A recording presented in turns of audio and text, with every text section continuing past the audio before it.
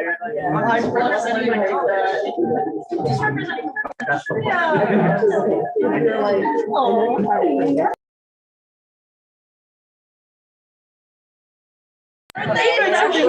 Yeah. Okay, so I appreciate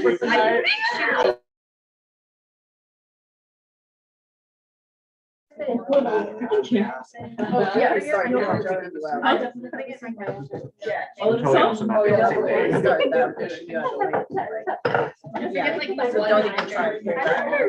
I literally will stop you right. I will grab it and be like, I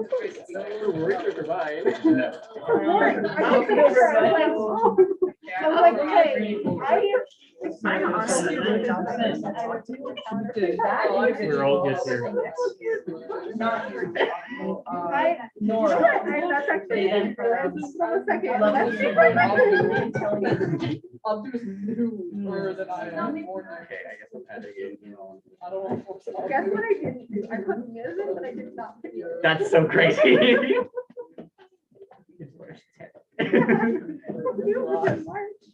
And I knew what I did. This man is three. Oh yeah, okay. I'm trying to See, convince him to give you.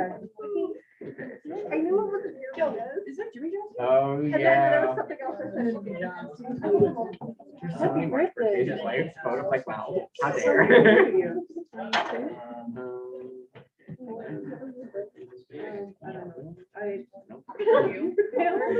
Uh-huh. No. Yeah. I know. Literally, you saw my What do you know? You know where? Like the building? No. No, but you're real for that. Listen, you know where College of Business is, and I think this building. What am I supposed to assume? Something I don't know. Okay, hold on. I need to figure it out because everyone else is on my page. I guess I don't have any birthdays. I love that for you. So I'm like, no, I know I have birthdays in there. Maybe. No, what are my birthdays? That I haven't. Oh, I can get rid of that. I know. Have I used it? No. I really think I give a 5 with this color. You do. Oh my god, even It's like very good. It's like not. I'm crying. Crying. Now you're being like, Ava looks like a fairy, and you're like, But that's sandwich. Damn, really going with everything. Like feel, huh? I got panda. I had 10 minutes before this to get panda. Just kidding. No. So how? Where was I supposed to go to this? I'm not done. No, like where? Yeah. I can just see the pair of colorful gloves. Oh my gosh. You know she will. Okay, my birthdays are gone. Yeah. Wait, maybe it's not in there. Maybe it's in my other. Well, no, I'm. Oh, okay. It's in my other calendar. For whatever reason, they're in here, but they're not in here. All. Anyway, I was so confused because I heard a voice. I heard your voice. Johnny, I guess I'm very. I was like, that's not. These are the last year. We have extras.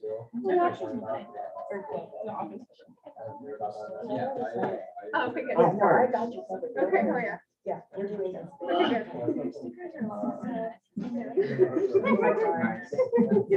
I hate when they. I've been up since like. I don't know. You were telling us that. I think I got up at like 5 something. Are you that excited? I went skating at 6. Yeah, 6 to 8. that's what I expected when you said it gone early, but still. How's the burnout treating you? 2 weeks in? I'm doing. Actually, I've been here for 2 months. Yeah. I've been doing this for 2 months. How's the burnout treating you? You've been fighting for your life, huh? That's great. They have me on clockwork. They have me on waking up at like 7:30, Holy 8 crap, a.m. No. doing stuff until 5. They Oh. are My earliest awkward, class is bro. at 11 a.m. and that's too early for me. That's the same. My first class is at 1 on Mondays, and my only class is at 3. Because Yeah. I have to wake up and if at 8 people a.m. would fill tomorrow. out a what to me, no more than me. Change it. Are they doing that? No, yeah, I have to wake up at 8 a.m. No, I have to be somewhere. Just go to people and be like, "Do you want to fucking make it to 7 a.m.?" No, what do you think I've been trying to do? And no one listens to me. As the returner, you would think they would listen to it. Right. To be fair, I have not filled out the win tweet for CRC, but it's purely because I don't care what it is. Oh, what do you mean by Pride that? Leadership Council. I will go if I have the food, and I don't. That one's louder. Schedule around my schedule of maybe not having Do you have a favorite one? Hmm? Do you have a favorite one we're gonna give the guest speaker in gallery? It's all about. Gallery, you can use that one. I feel like people don't know how to use See, have you done those? I would But yeah. guest speaker. Because there's one of the reasons why Ritz Week This was also was available from Friday from 1:30 Got it. or 1:15 to 1:45. I don't know. Okay. Hold on, I meant to write something. I like wrestling. Now it goes. My brain is Oh my Do you God. know your fingers? Shall I? Yeah. I have to finger. It also doesn't let you just touch like a. Yeah. Not the sweat. It's so radically homophobic. Don't move. Stay right there. Hello, everyone. Can I get your attention, please? So today is our lovely Madam Speaker's birthday. Before we get started, I wanted to have everyone stand up if you are willing and able to sing happy birthday. to Miss Speaker.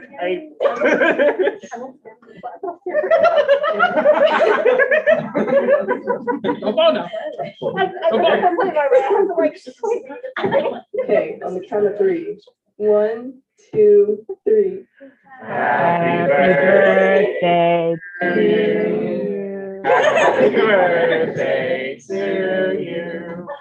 Happy birthday, dear Madam Speaker. Happy birthday to you.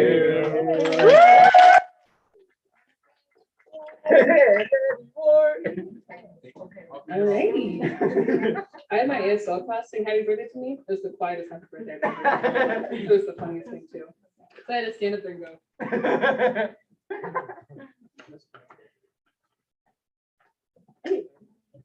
That's what is it, the third session? Second? Third? This? I think it's the third because we had that. That's what I Yeah, thought. but that was an emergency session, those don't count in numbers. Oh.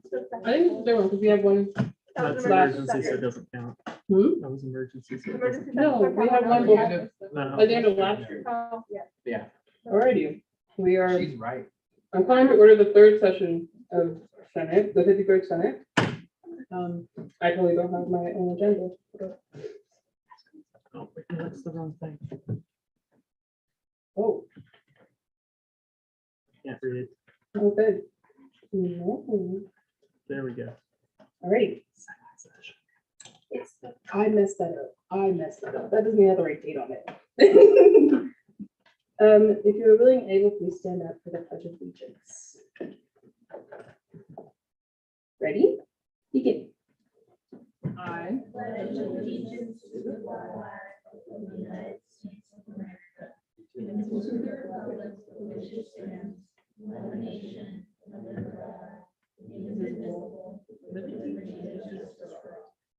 Thank you. You may be seated. I always forget to pull the right acknowledgement. Colorado State University acknowledges with respect that the land we are on today is traditional and ancestral homelands of the Arapaho, Cheyenne, and Ute nations and peoples. This was also a site of trade, gathering, and healing for numerous other native tribes. We recognize the indigenous people as original stewards of this land and all the relatives within it. As these words of acknowledgement are spoken and heard, the ties nations have to the traditional homelands are renewed and affirmed.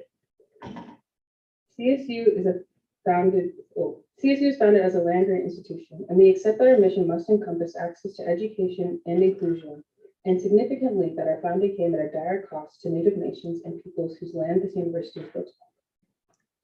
This acknowledgement is the education and inclusion we must practice in recognizing our institutional history, responsibility, and commitment. Next, we have swearing in of senators and associates. So if you are a new senator or associate, please come to the front. Or if you are changing positions, if you are a senator or associate position, please come to the front.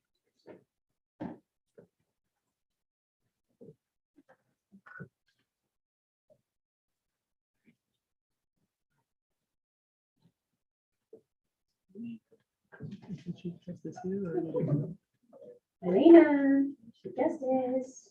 Here you go.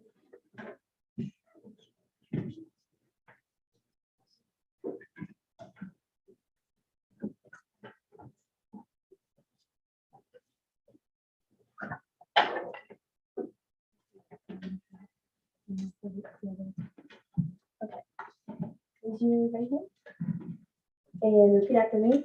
I state your name. I, Megan Wilson, Do solemnly swear do solemnly swear to defend and uphold to defend and uphold the rules and regulations the rules and regulations set forth by the Constitution set forth by the Constitution of the Associated Students of Colorado State University of the Associated Students of Colorado State University, and will rightfully perform the duties of my office and rightfully perform the duties of my office to the best of my ability. to the best of my ability. Congratulations.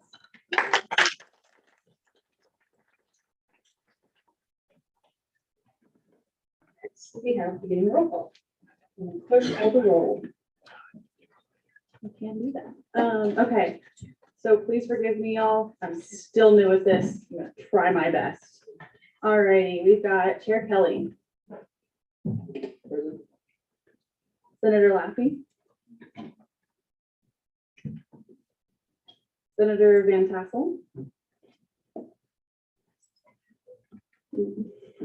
Speaking to your microphone, just say here present. Senator Brett. Associate Senator Lutz.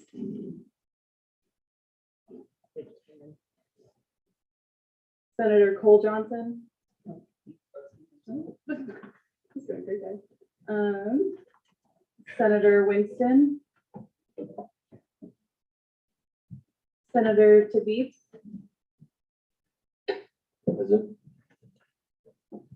Senator Athey. Here. Senator Wilson. Here. Senator Adrian Salazar.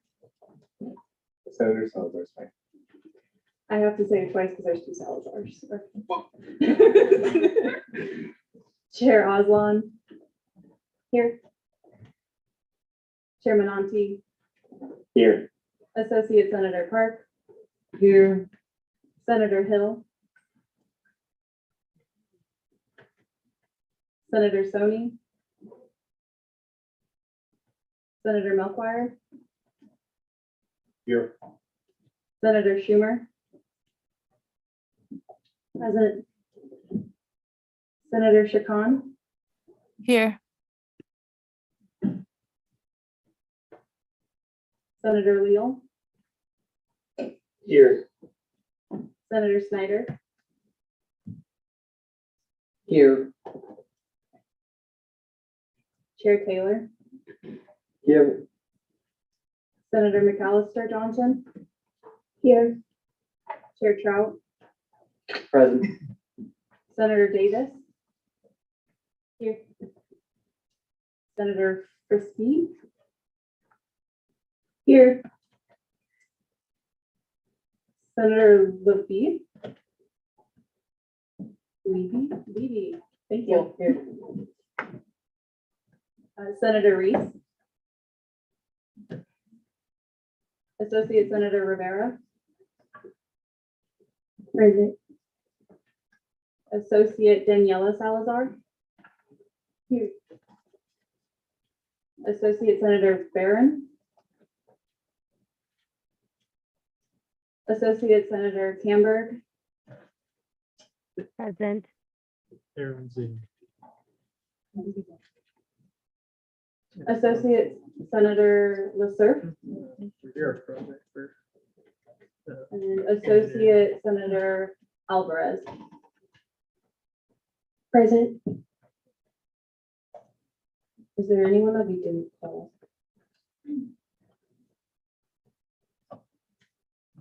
Yeah, state your name and your constituents as well as your pronouns. I'm Quinn Halverson. I'm Associate Senator for College of Engineering, and he sues.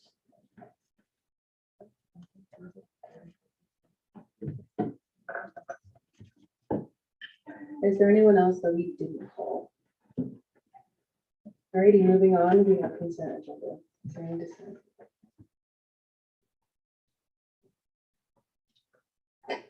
Motion to add Bill 53XX funding for Grill the Bus event to the agenda today. What is information was that sent out recently? The one on Friday. Nope, it'll be read in full.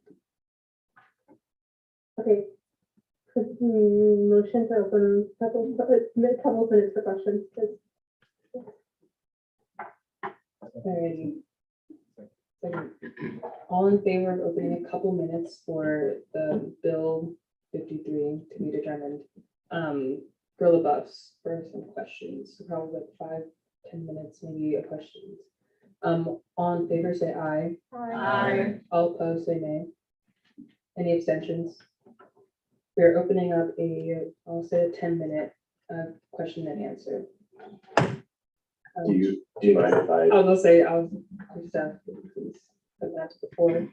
And I'll start questions and answers with the first choice placard. I know I saw Cindy. Okay, can you tell me the urgency of this? When is the first bill bus event supposed to be? Absolutely.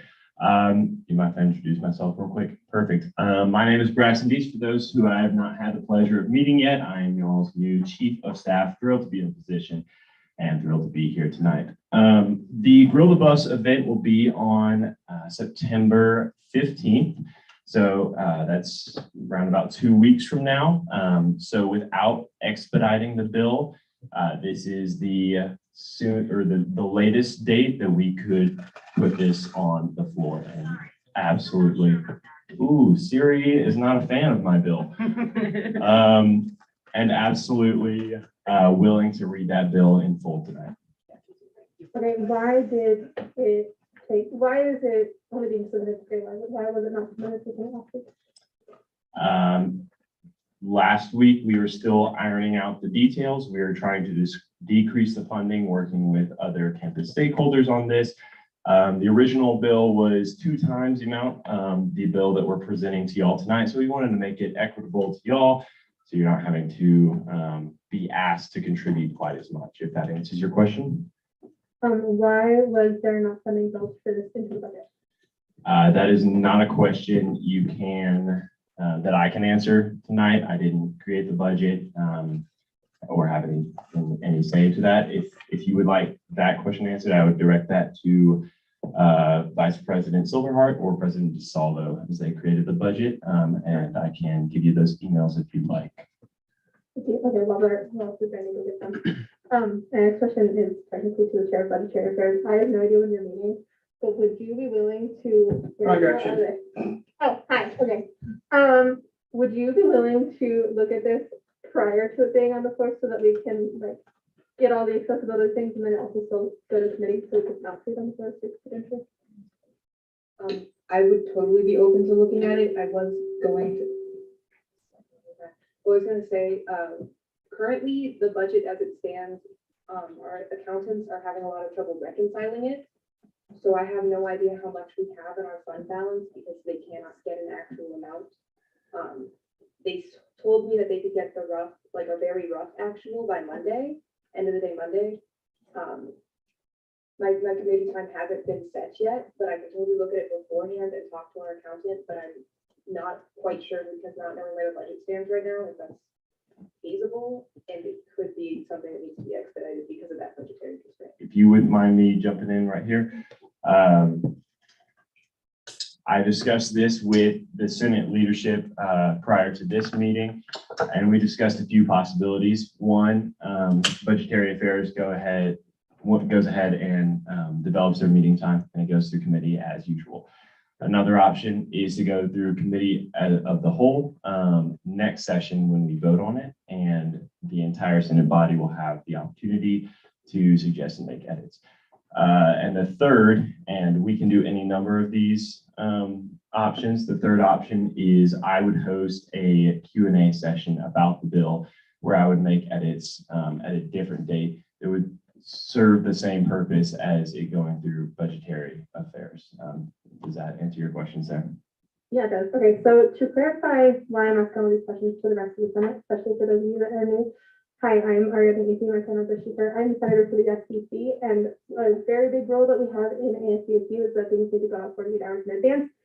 And as this wasn't, that's why I'm asking all these questions, because I want to determine some kind of urgency to this.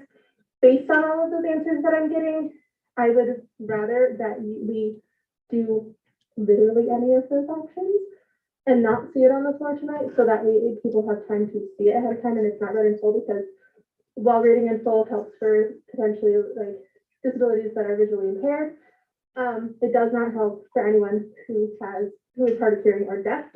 And I want to be inclusive of everyone in this space.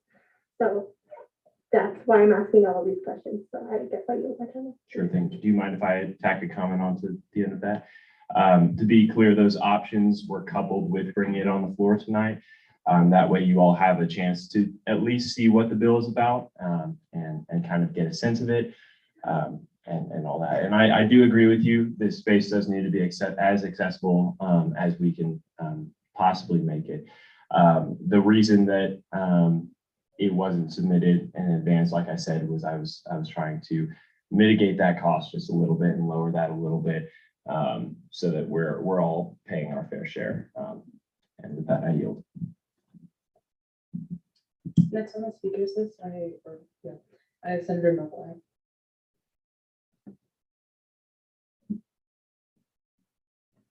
Given that this bill is being presented only 9 days before the event, is there an alternative plan if similar to vote against funding your bill?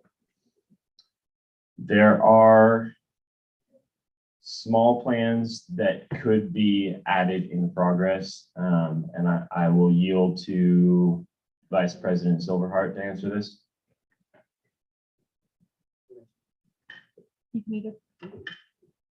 So yeah, this was something that we weren't anticipating being this much money, and we weren't quite sure when this was going to happen either.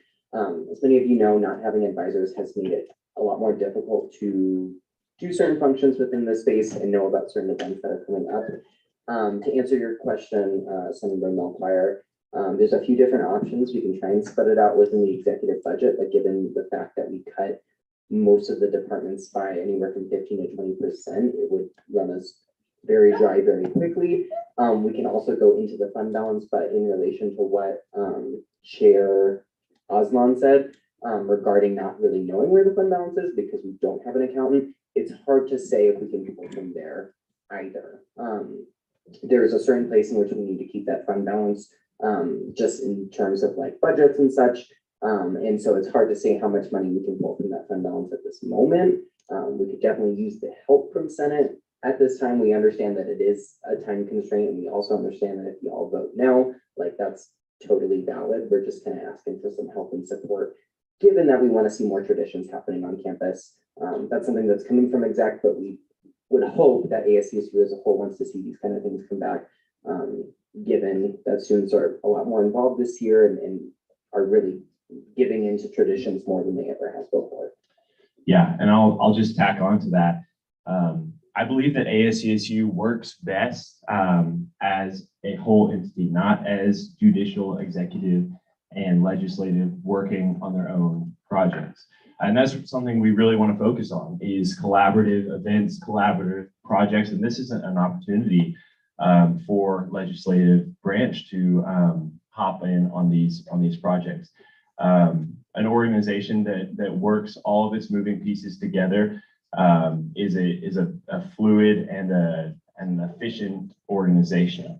I would also add that we want CSU to be a place where students feel welcome, where they feel like they have a community of friends, of mentors, and they feel at home here at CSU and in Fort Collins. And traditions like Grill the Bus, bringing this back really ignites that Ram spirit, if you will, and allows the CSU community to come together as one family. I'll yield back to you, Senator Melchior. Thank you for your answer. I yield. Thank you. Next we have Chair Aslan. Sorry, hi. I know I like briefly gave a rundown. I can totally, if this gets put onto the agenda tonight, I will totally hold an emergency session without like having a pre-planned time. I can totally do that. I'll look at it beforehand if we get it on the agenda tonight. However, because of the fact that I don't know where the balance is for either our discretionary fund or our fund balance. And I met with our accountant Desiree, who's brand new. She's having a lot of trouble finding the reconciliation that we need to do. So we're kind of up in the air and all we have are like an arbitrary amount. And by Monday evening or like end of the day Monday, I was told that they could get me a very rough actual, and that's the closest that we're gonna get in a very short time constraint. I would say in this one instance, I'm not gonna advocate for this often. Expediting the bill might be the best idea, or doing a committee of the whole session on the day next week might be the best idea, because I can't really, there's no real way to tell if this can go into our budget right now, because we have had a lot of problems with balancing it. I think we should be okay because we're asking around like 10,000, I believe. 5,000 5,000 in total from ASCSU. Okay. from Senate. From Senate. Okay. So that's a very, very doable number. But if we keep adding to our already kind of, we don't know where we are with our fund balance, adding that problem, we're not going to get entirely, it's going to take a lot longer to fix. Again, the final decision's up to you and the Senate body, but that's my advice. Yeah. And I completely see where you're coming from with that. I would be in y'all's place very hesitant to see this tonight as well. However, I would like to shed light on this alternative path of expediting it. Could present some problems, like you're saying, where we don't have exactly a concrete idea of how much money we have. Well, that just pushes that problem down the road, right? You know, we might not have a concrete idea by the time next week when we expedite it. So then on top of expediting it, then we have that issue as well. So me personally, I feel a lot more comfortable go ahead and getting this in the process and on the floor now. And like I said, reading it in full to provide that accessibility aspect to the best as we can, so that we don't compound problems later on down the road, if that makes sense. Totally makes sense. Again, the final decision is up to you and the Senate body. And with that, I yield. Vice President Silverheart, is there anything that you want to add to that? Point of clarification, Chair Aslan, if you have anything to add. From my understanding, the fund balance is not completely set yet, but in terms of Senate discretionary, it's at $100,000 right now, and that's due to the fact that Nick and I set the budget right there. We do understand that this is 20,000 less than last year, and once we get an idea of the fund balance, I know we plan on bringing that potentially back up in addition with a few other pieces, depending on how big that fund balance is. But from my understanding, the Senate discretionary is currently at $100,000 for the year. That was also my understanding, and that is the understanding that I've been kind of operating off tonight. But I do know that we've had problems in our fund balance that we are worried that we don't know if that's going to affect our set budget, because there have been like problems in, oh, where's this money going? Do we have the money to pay? And since we've made those obligations, and that's kind of contractual obligations, we might lose that money in our fund, in our discretionary fund. I do think, however, that we are still at 100,000. I'm just not sure if that will be the case by Monday or by when we get these funds allocated. So final decision's up to you. But yeah. And in terms of like a recommendation, I would assume that we have $100,000 in the Senate space. And then in terms of going forward with this, I would say potentially an emergency session, maybe Tuesday, and then bring the bill to the floor for the first time Wednesday with the plans of expediting it with the notes from budgetary. I think that would work. I'm understanding that the emergency session is budgetary affairs session. Yeah, that would totally work. and just have to like send out something and hope that people show up. If that is the case, I cannot stress it enough that please show up because of emergency session and we're going to present it and get it expedited the night of. It's the only real time like talk about issues. I do think that will work great if that's the path the Senate wants to take. Yeah, and we could certainly do that emergency session and also bring it to the floor tonight. That way everybody can air their grievances and questions about it tonight, and maybe even inspire some folks to come to that budgetary session as well. Yeah. Just a quick point of clarification. It sounds like the emergency session for budgetary affairs happens later, not tonight. Yes, I'm sorry. Bring the bill to the Senate floor tonight is what I was saying. No, So so, that's not what, I'll let Vice President Stonewall explain. yeah, so bring the bill to budgetary as the first point of contact technically on Tuesday. Individuals from the space can be at budgetary and then bring it to the floor Wednesday. This is not the typical way in which a bill is brought to the floor, but you bring the bill to the floor Wednesday with edits and recommendations from budgetary before it's officially been presented. Does that make sense? Yeah, that makes sense. I would ask, would there be any issue with bringing it to the floor tonight? Accessibility, yeah. Accessibility. Because it wasn't sent out 48 hours in advance, not everyone has had the chance and opportunity to read it in the way that suits their ability. So it would be best to bring it to the floor Tuesday, make sure it's sent out 48 hours in advance from Tuesday. The front desk can send it out via an addendum tomorrow, Friday, that gives more than 48 hours until Tuesday, where it can be seen in budgetary and then can be brought to the floor on Wednesday. Okay, certainly. Madam Speaker, would you like to do a vote on that original motion of mine, or would you like me to retract that motion then? As of right now, we still have one more person who wants to ask questions, and then we will return to the original motion and Senate can decide to vote on adding it or not. Perfect. Senator Wilson. Yeah, I have a quick question. If you were able to speak to Senate leadership, who did you speak to? These parliamentarian and the Speaker and Speaker Pro Tem. Okay, considering this has a lot to do with money and budget, why didn't you speak to anyone in budget? Or anyone in accessibility, knowing that this was going against the 48-hour rule? Well, like I said, we were attempting to decrease that cost, and that's why that accessibility portion came into play. And then, you know, as of right now, I'm totally willing to make these concessions like we're talking about, bring it to an emergency budgetary affairs session. Like I said, host a Q&A session, and I'll yield to Ava on that. So I do handle the budget for Senate. And mostly, actually, I invited Braxton into our office to speak because when Braxton, our chief of staff, Dietz, I'm getting used to these names.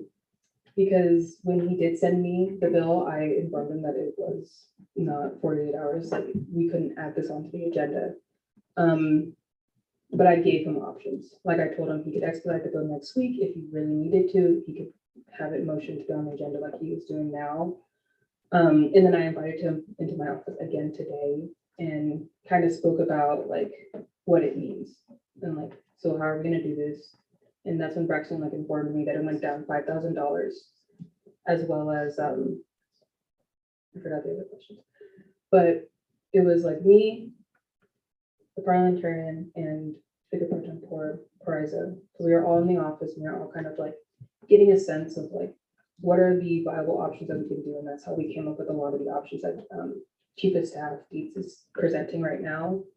I did talk to Chair Oslan about it as well earlier today, so I had some knowledge on it, and I informed Braxton about it. So Braxton may have not like directly contacted, you know, the accountant or Chair Oslan, but I definitely did, and I relayed that information back to the Chief of Staff Dietz. Okay, awesome. Yeah, I yield my time. Just know that this wasn't the most accessible thing. Thank you, Alexander. Senator Hill.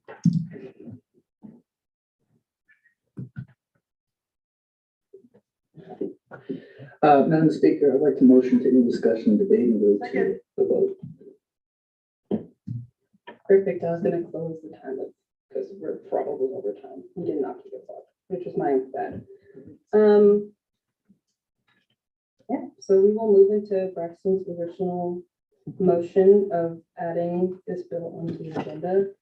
I would like to do this by placard, so we have a physical count of. Sorry, Madam Speaker, I would move to do a roll call vote for this, since it's going off of accessibility. Thank you. I hear, well, yeah, there is technically an app. Second. All those in favor of doing, either adding or not adding this bill through a roll call vote, please say aye. Aye. And all those who oppose, please say nay. Any abstentions? I call division. Great. We'll do this. We'll have you raise your placards, please. All in favor of doing this vote by a roll call, please raise your placard.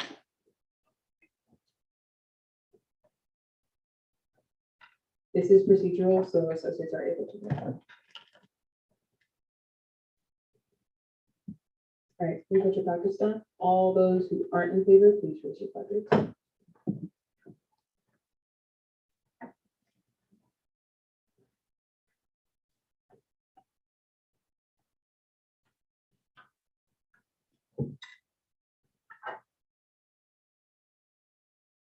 Put your placards up one more time for me.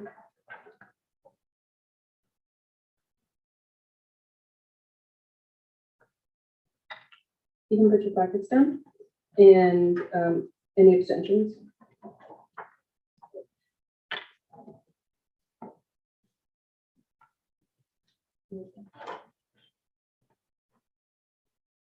Please hold your placards up one more time.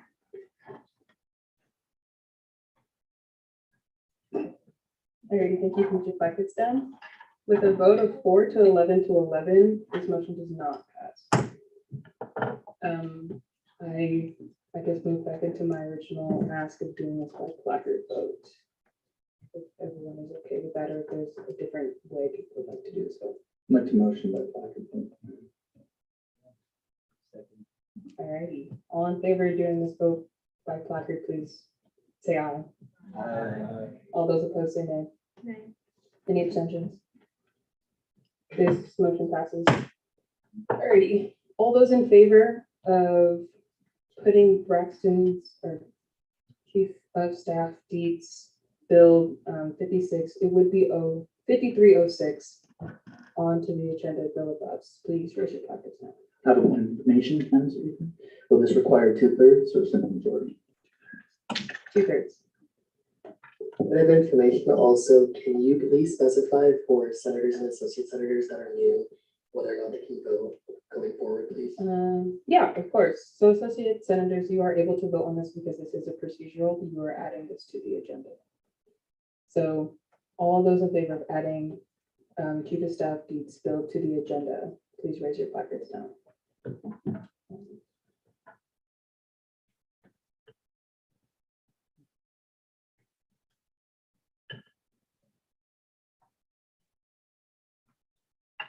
You can put your placards down. All those opposed, please raise your placards.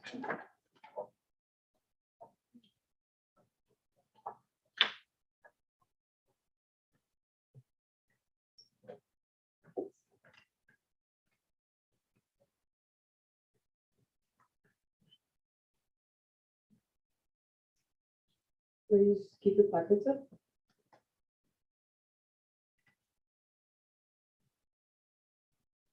Thank you. You can put your placards down.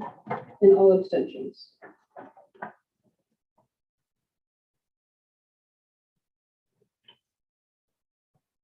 You can put your placards down. With a vote of 5 to 11 to 10, this bill is not added to the agenda. Ending Chair Shaw. Thank you, Madam Speaker. I'd like to add Bill 53 to be determined, extending the term of accessibility caucus to new business. This bill was sent out in the weekly agenda.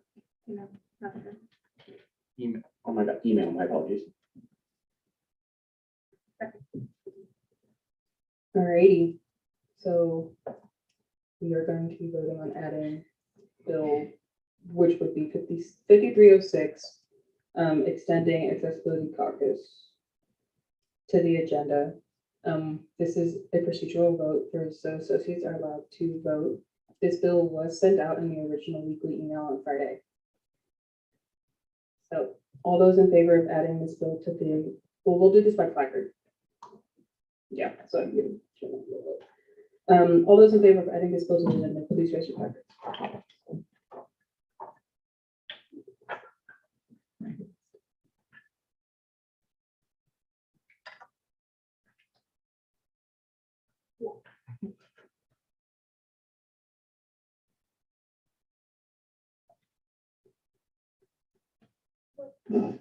Raise your placards.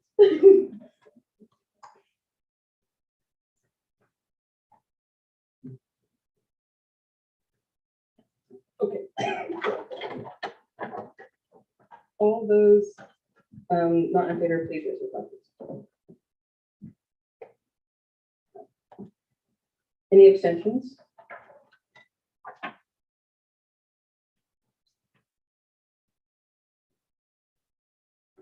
There, you can put down your placards. With a vote of 18 to 0 to 9, this bill is added onto the agenda. Anything else at the moment during consent agenda? Alrighty, moving on. Next, we have gallery input. Is there anyone from the gallery who wishes to speak at this time?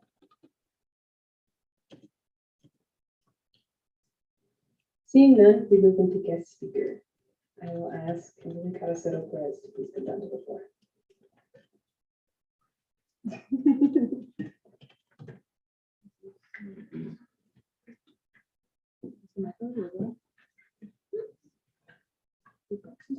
No, it's, what it is. I didn't think I'd be seeing all y'all so soon.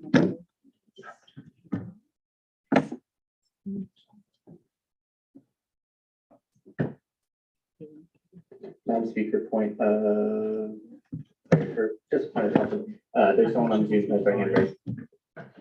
You know what? You're totally right. And I think she had her hand raised for gallery input because for me, Associate Camberg, if you would like to speak at the moment, please go ahead. Okay, thank you.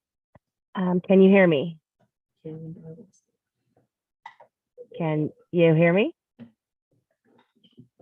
All righty. At the moment, we cannot hear you. Okay. Try again. Can you hear me? Yes.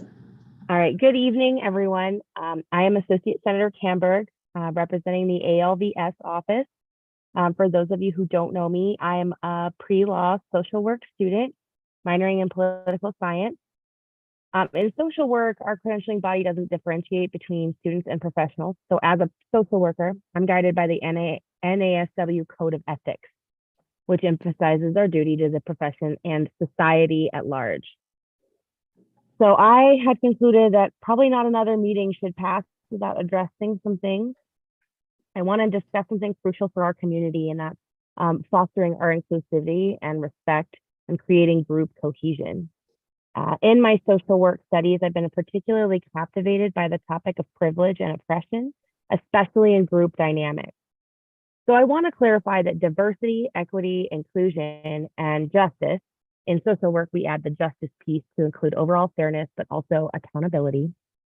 That DEIJ isn't just about showcasing our diversity and seeking out other perspectives. That's the bare minimum.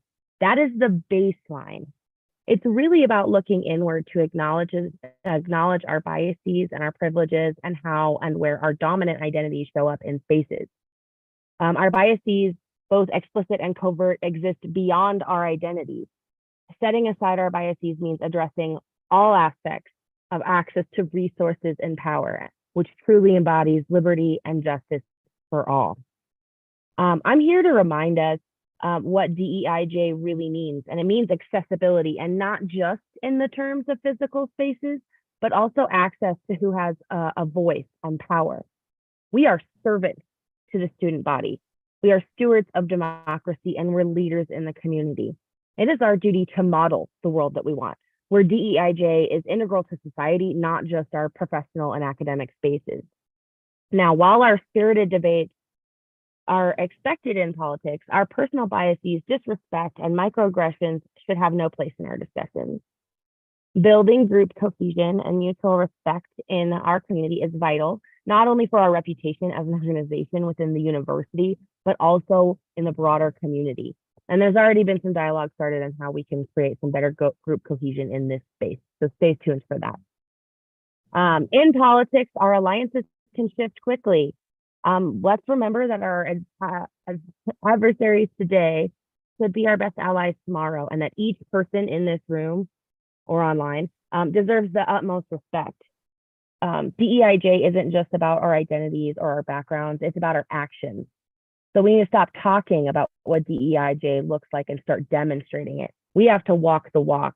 We have to leave behind our biases from the past and focus on the important work of the 53rd Senate. I really admire everyone who takes on the bold challenges of governance, especially in academia. And it's the important work of ASCSU last year that led me to push so hard to work with City Council to try to get U+2 overturned, which, by the way, we made a huge headway last night. So if you take anything away from what I just said, I want it to be this, that if we want to be respected and successful in our endeavors, we're going to have to work together. And that doesn't mean that we always agree or that we sing kumbaya and braid each other's hair, but kindness and respect are non-negotiable, even when we disagree, perhaps especially when we disagree.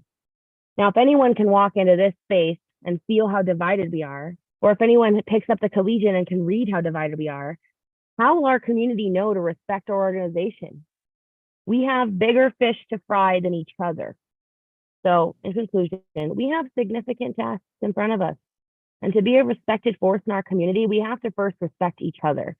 And then I know we do that we can achieve the changes that we seek. Thank you.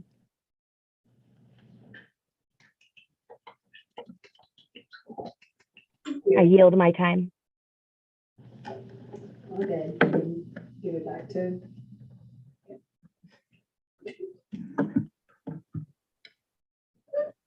We're good to go now, folks. Perfect. I'll wait. Okay, perfect. Good job. So proud of you. My name is Kimberly Carracelo. I use the she, her, yes series of pronouns, and I come from representing New Era, Colorado. We're one of the leading youth civic engagement organizations in the nation. Next slide, please. Perfect. I'm going to ask a probing question to you all now. What's the first thing you think of when you hear the phrase youth power? Anyone? Someone, please. Look at the liberal arts minds in here. Yes. I hear the young students protesting. Yeah. Protesting on issues that matter to them. Anyone else?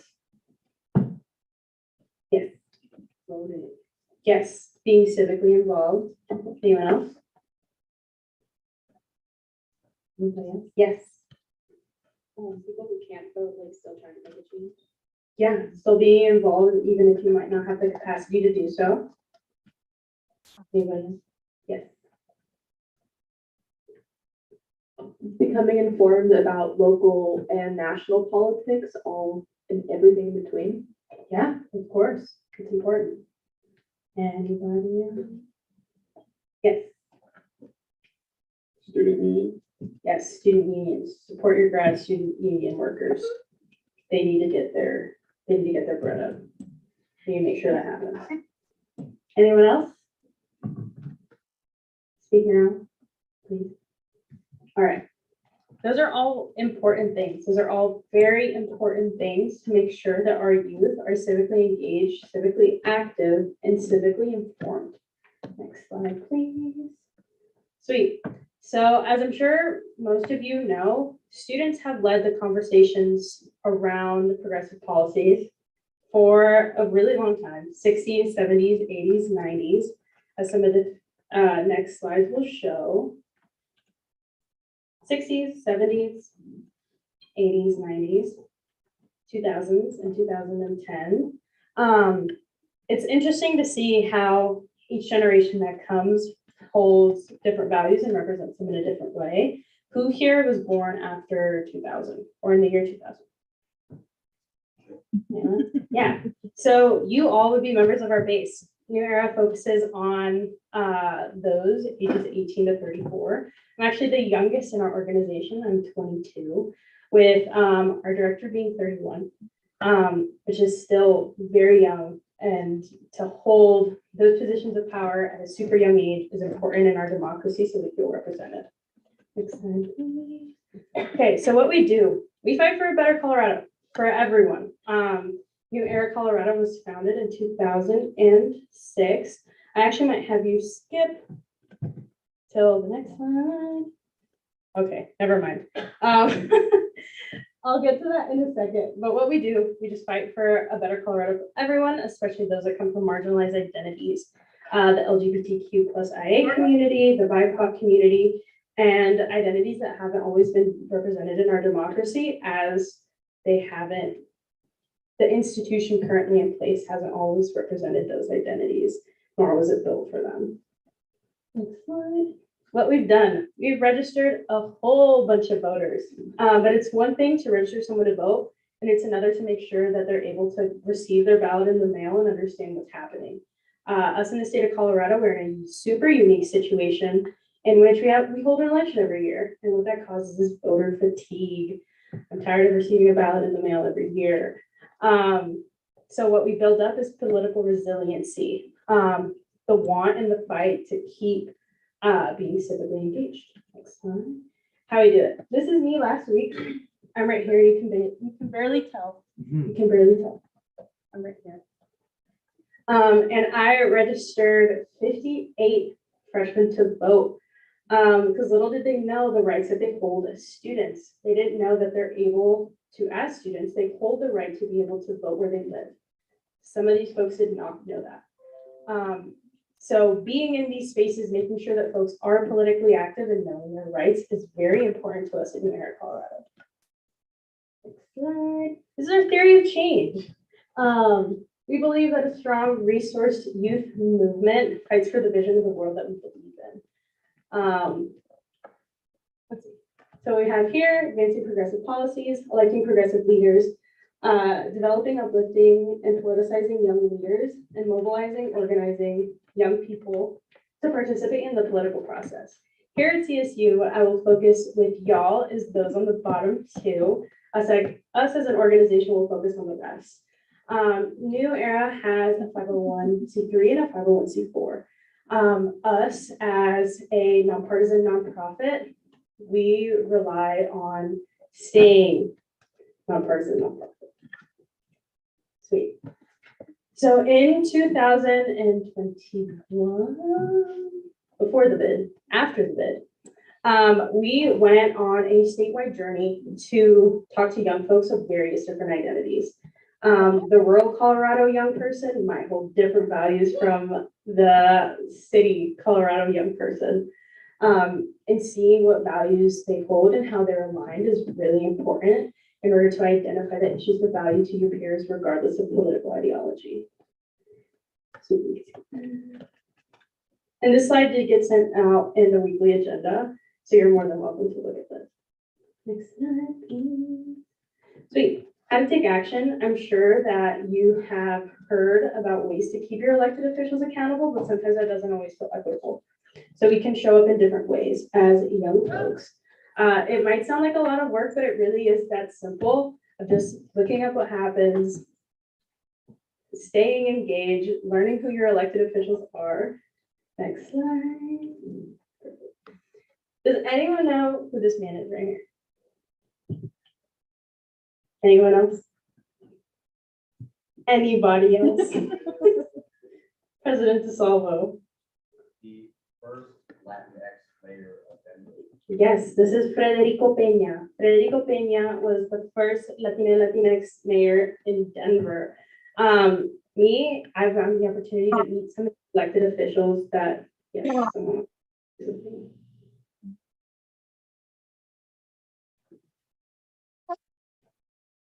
Associate Senator Camberg, your mic is on. If you have a question, I would ask that you mute until a question is answered. exciting. Okay. Moving forward, I found the opportunity in my role to meet some of these elected officials and hold them accountable on what issues they choose to represent and how they choose to represent them. I would love for young folks to also get the opportunity to reach these electeds and prior like similar count. I think you can use them. Perfect. I would love for all of y'all to meet electeds of a similar caliber and get to ask them the questions that you want and keep those electeds accountable. Next slide. This is more of how to take action. I actually graduated from here. Some of you recognize me, some of you don't. I graduated a few months ago. I got this job 3 days after graduating college, and I got to continue the work that I did here, just further showing how this organization aims to serve young people. I did the CSU internship, which I urge all of you to do as well, and work for these elected officials, but also call them out.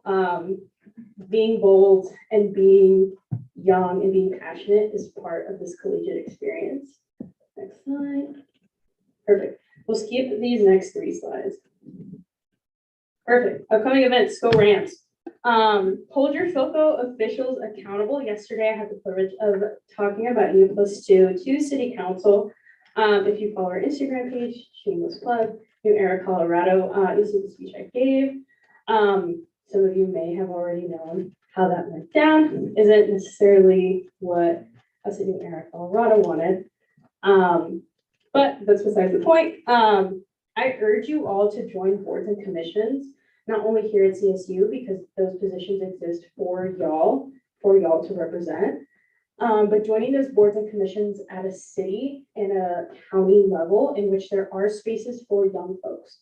There are specific boards and commissions that hold positions for student leaders. That way you are able to have a voice. Are they always taken advantage of? No, but you absolutely should. So these dates are coming up, September 13th. I'm doing voter registration with slides. Now, I used to be the speaker pro tem for, and I know that all of you have office hours to fill up, so I'm gonna call you on it. I urge you to come to this voter registration session. That way you're able to learn how to register folks to vote through New Era, Colorado's voter registration drive.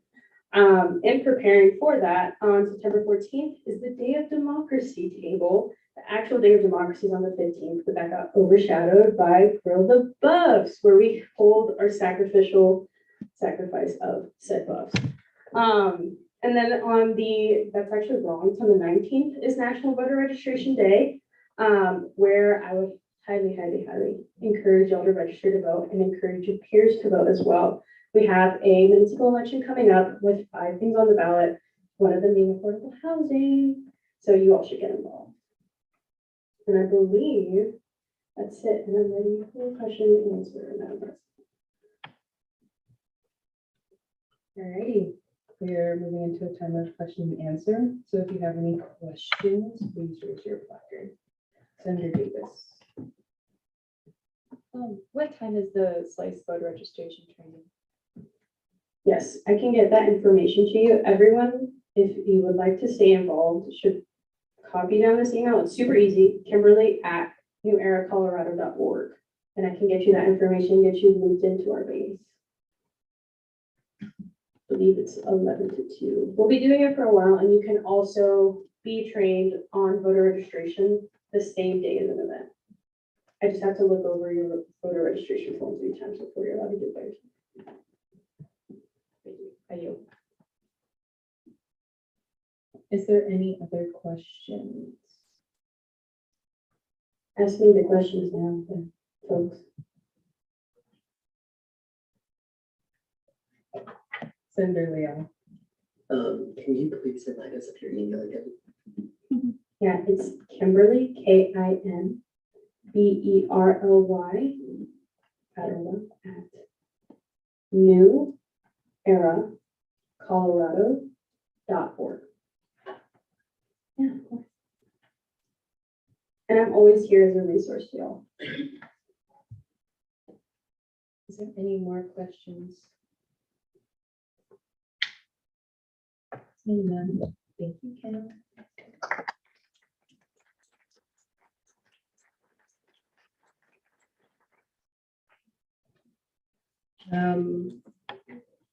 Parker actually just sent out Kim's email in the Slack, so if you did not copy it down, or maybe have it down wrong, you can look there as well. We'll move into executive reports. Ask anyone from the executive branch to come down.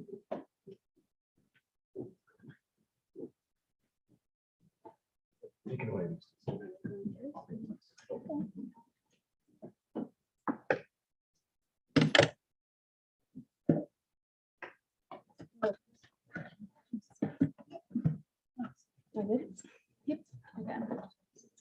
Hello, everyone. Can you hear me? Awesome. Okay. Hello, Senate. Long time no see. My name is Hayden Deason, and this year I am your Director of Environmental Affairs. Yeah. Okay. My pronouns are she, her, and hers, and I love to see all these new faces. What I'm going to update you all on today are some climate initiatives going on and opportunities going on around campus, as well as a personal project that I'm working on. So I'm going to read this off because it's a lot. The Climate Transitions Dialogue is being held at CSU's Spur Hydro Building in Denver on September 25th and 26th. CSU is looking for students to be involved in these discussions on climate change and opportunities for private sector action, views from the state government, and adaptation at local and community levels. Transportation will be provided. Oh my gosh, I'm nervous, everyone. Okay. Additionally, the SSC, which is the Student Sustainability Center, is having its first community cleanup this Sunday at Lee Martinez Park from 11 to 1 p.m. Supplies will be provided. So that includes like gloves and like the grabber things for trash. So just wear something you feel okay getting a little dirty in if you want to go. And then also CSU is going to be hosting Ag Day on September 30th. Featuring a barbecue with food from all Colorado producers. Students receive a discounted barbecue ticket, which is $12. I think it'll be really fun, and this relates to sustainability because it's really important to learn about local food providers and local produce. Okay, additionally, the SSC, Student Sustainability Center, will be hosting its first CSSO, which is Coalition for Sustainable Student Groups, Student Organizations, meeting next Tuesday, September 12th at 4 p.m. in Johnson Hall, room 108. If you or a club member are interested in attending, come prepared to introduce your club, the plans you have so far for the year, ideas for new projects, and any other information you want to share with the sustainable student organizations on campus. This is an awesome opportunity. I did this my sophomore year when I was a Warner College senator. I was representing Warner, and then I'm going to be sending a representative from the Environmental Affairs Department because I have class right then. But yeah, I'm very excited. Please let me know if you're interested. Also, if you want any additional information on any of these things, please let me know. Okay, last thing. I am looking at a project regarding securing funding for the Center for Environmental Justice here at CSU. What they want to do is they want to host this like massive summit / conference in 2025. And they've reached out to ASCSU to ask if there are anybody that we can suggest to speak at that summit, which is huge. It's going to be professionals from all over the world talking about just transitions from like fossil fuels to clean energy. It's huge. So it's really awesome. And then I want to secure them some funding as well. So if you're interested, I would love to hear from all of you. That's it. Thank you.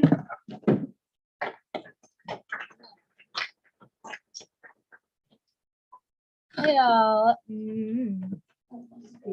Hey y'all, my name is Ayla Sawar. I am your deputy chief of staff, or I guess I'm executive deputy chief of staff, but also my pronouns are she, hers.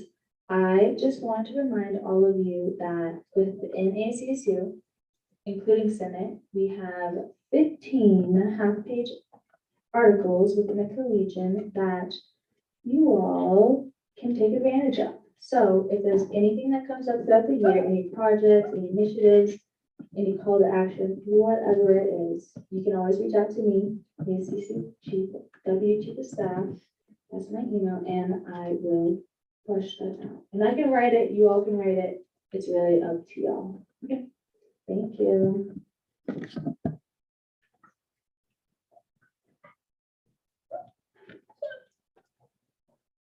Hi, everyone. My name is Madeline, and My name is Kayla. and we are working for the Department for Traditions and Programs. I see a couple of familiar faces in here, and so we just want to come in and say hi, because we will be working together a lot this year. So Kayla and I have been working on a lot of different things for this semester, for this year, and if, in my opinion, I think we definitely have the coolest job. Sorry, guys, but we have a lot of cool things. So one of the things was Grow the Bus, and so we have that planned out for next Friday. So from 11 to 3 on the LSE West Lawn, we're going to be giving out free bison burgers, and this is a tradition that died off 4 years ago because of the pandemic and because of just like not being able to play CU anymore. So being able to bring back this tradition has been super cool. And we've been working really hard on that. So we've been working on that and just tailgates. We've been in conversation about potentially starting up a CSU talent show, which could be really fun. And I would love to partner with as many people as possible on that. I think it'd be really cool just to showcase all the talent that we have here at CSU. And we have such a cool school and a lot of cool talent, especially at the UCA. And so if anyone has any connections over there, please let me know. And so if you're into traditions, into event planning, into any of that kind of stuff, please contact either of us. And then Kayla's going to talk about some of her expertise and what she's been doing. Yeah, like I said, I'm Kayla, pronounced she, hers. My realm was music. I love putting on concerts. I'm the president of the Music Business Collective student organization here at CSU. So yeah, some of the tailgates we've been putting on some concerts. If anybody wants to partner with us, if you know any artists, please let me know. We're always looking for new people to involve in our department. Thank you, everyone. And then, sorry, there's one more thing. Oh, we're also planning the Rail Jam. If you heard anything about that last year, we're definitely trying to bring that back this year, which would be a lot of fun. And I just want as much support as possible. And then also come out to the tailgates. We have a little ASCSU section, and I'd love to see all your faces out there. So the next game is September 30th, and definitely come out if you're able.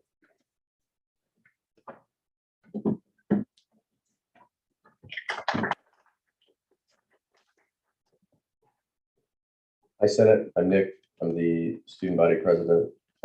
One of the first things I have to share for you, and my director of governmental affairs is going to touch on this a little bit, but attended a town hall for Congressman Neguse last week and got to network with some of the county commissioners, city council folks that were there.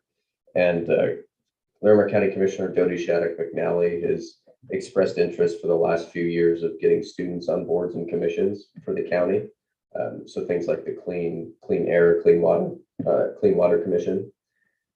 That didn't have student representation on it for the simple fact that you would serve 2, 3, 4-year terms on that board. And so with students being transitory, there really wasn't an opportunity for students to serve on those boards. Now they've changed it down to 1-year terms. And so I'll be working with Commissioner Shattuck McNally along with deans of various colleges of varying levels of interest to get students on these boards and commissions so that countywide we have more student representation into what's happening in our government. And so I think that's really important. I also come bearing very, very exciting news that U+2 is on life support. Legitimately, yeah.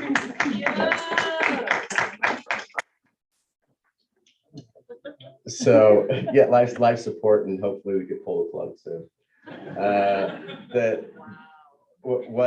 What City Council did last night is they voted on a resolution on whether or not to put it on the ballot. It's something that I had pushed for a long time, but with 2 months till the November election, I just thought it was a bad idea because there are groups that are against housing initiatives that will straight up lie about U+2, strike fear into the minds of residents in the city, and it would fail. And then it would stall all progress we've made within the last 20 years on U+2. And so council has a date of June of 2024 for city to come with them, to come forward with them,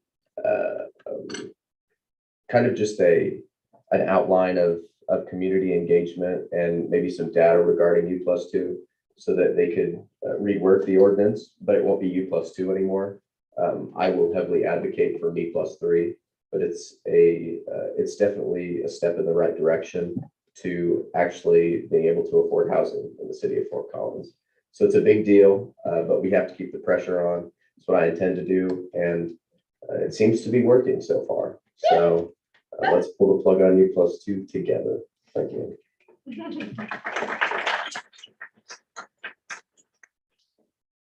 Kind of personal privilege. Can we, as a whole group, try to not use ableist metaphors? Thanks. Hello, everybody. My name is Alex. Oh, hello, everybody. My name is Alex Everhart. I was going to say I don't know how I appreciate the medical jokes. Yeah, I use the series of pronouns. I'm your ASCSU vice president. I work out of the cabinet or the executive branch to talk about a few different things. First off, we had our first blood drive of the semester, which went so well. We had 33 donors, which is fantastic. A pint of blood has the potential to save up to 3 lives each. So that's 99 lives that we were able to potentially save on Friday, which was fantastic. The newsletter this upcoming week, there will be information about how you can donate in the community. I didn't know that there was like an actual blood donation center in Fort Collins, but there is. So I want to share that information with as many people as possible, given that we had such a high turnout for the blood drive. In addition to that, I know I've talked about this before, but Bike to School Day is going to be September 20th. We're going to have free food, resources, and information on the LSC West Lawn, which is right over there. And then at night, we're going to have a free concert, which is going to feature Funky Business, which is a music group that does covers of famous songs in a funky way. So I'm super excited to be there. I hope to see a lot of you there as well. Lastly, I know I mentioned last week that I was going to talk about SFRB this week, and I'm going to take just a minute or two to talk about it. I know some of the individuals in the space, including Senator Athey, Chair Trout, Senator Schumer were part of this last year, and they did a fantastic job. But SFRB, which I have this little poster for, says, learn about the Student Fee Review Board. It says free brownies. I don't have the brownies anymore. But this was a poster I used today to go to different SDPS offices and talk to students about the Student Fee Review Board. I think it's critical that we have voices from all different perspectives and all different walks of life. I emailed all the different SDPS offices. I only heard back from 2. I'll send your own pride, but it was a great opportunity. I spent about 3 hours today just talking with students and getting the word out about what SFRB is. And so I know I've mentioned before, but this is the Student Fee Review Board. Students collectively pay over $50 million in student fees every year to 18 different fee areas. And as mentioned on the poster, we have student legal services, RAM events, off-campus life, the health network, WGAC, adult learner and veteran services. Athletics is one that students like to talk about a lot. But these 18 different fee areas present to us during fall about the services they provide students, the services they want to bring to campus. And then in spring, during our catered meals within the LSC, we vote as to whether we want to increase or keep these fees the same. Rarely are we decreasing fees, but on a rare occasion that does happen. But it gives the students a lot of power and a lot of voice as to what these fees look like.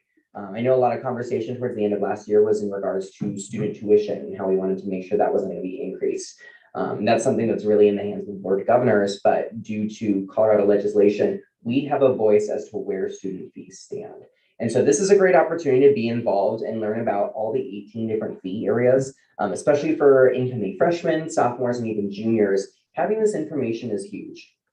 I was an RA for 2 years, and I wish I would have known about SFRB sooner because I could have learned about these resources and shared this information with students across campus. So if you're interested, please reach out to me. We already have 21 applicants, and apparently the limit for SFRB is 30. I don't remember a time where we've had this many applicants and this much interest. And only, I think, 1 or 2 people are from ASCSU currently that have applied. So I would like to have more involvement from ASCSU so you can bring information back and talk with your other senators and associate senators about what these fees are looking like, what these increases are looking like. So if you're interested, please reach out. You can reach out via the vice president email. My name is Alex Silverhart. I'm also in my office Monday, Wednesday, Friday. Not this Friday, but most weeks. The application does close September 15th, which is in 9 days. So if you're interested, please fill it out. It's like a 5-minute application. It talks about what you want to see in terms of student fees, how your diverse perspective will benefit our board, and things like that. So yeah, thank you for your time, and I hope you have a great Senate session.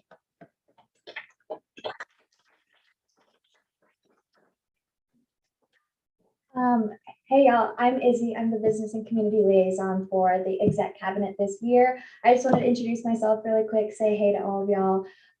We are working, Braxton and I, chief of staff, Beats, have been working on piloting ASCSU Service Day. So right now we are attempting to plan one day a month where ASCSU volunteers. And I just wanted to extend that invite to all of y'all. I will make sure that that information gets to you. We're still figuring out the details, but that is open to more than just exec cabinet. Also, we have sunset yoga tomorrow night from 6 to 7 p.m. We'd love to see you all there. We have some great instructors and it'll be really fun. So anyways, thank you all for your time and have a good rest of your meeting.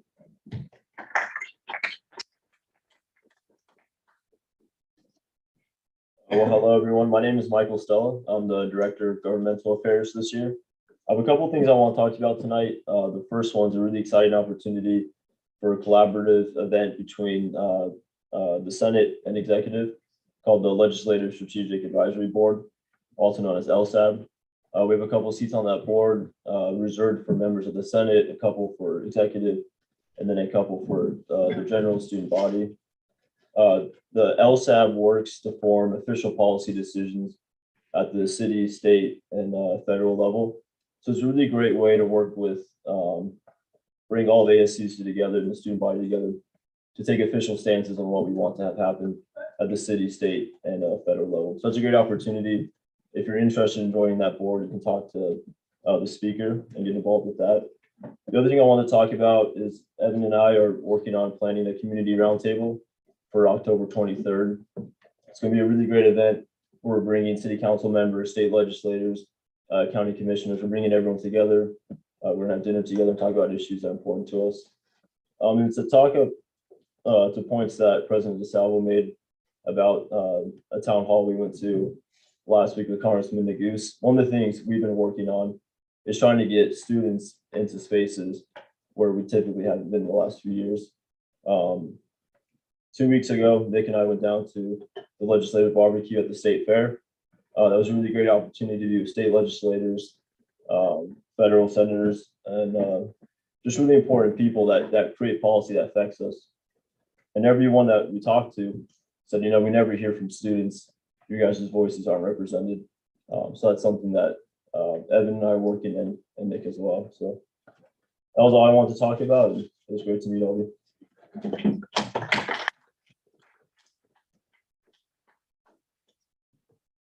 Everyone, I'm Evan Wells. I'm the Deputy Director of Housing Security. So I work with, basically I do two things. I work with Director of Governmental Affairs and I do housing security.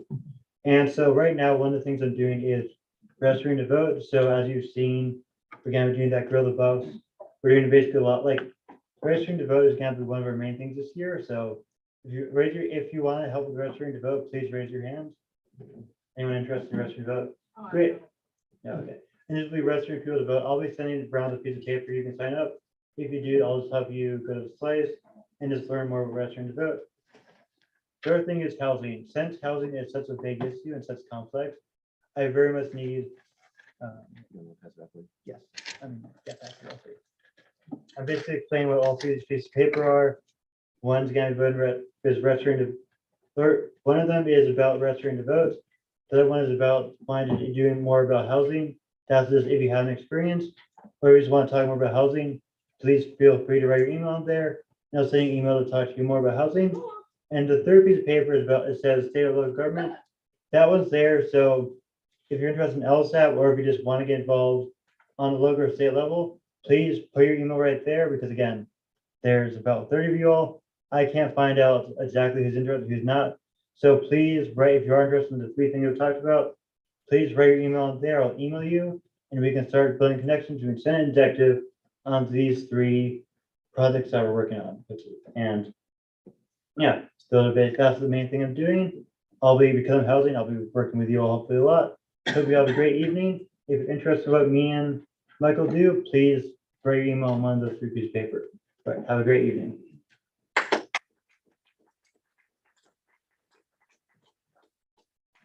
Thank you, Evan, and thank you to the rest of cabinet who came up here and spoke today.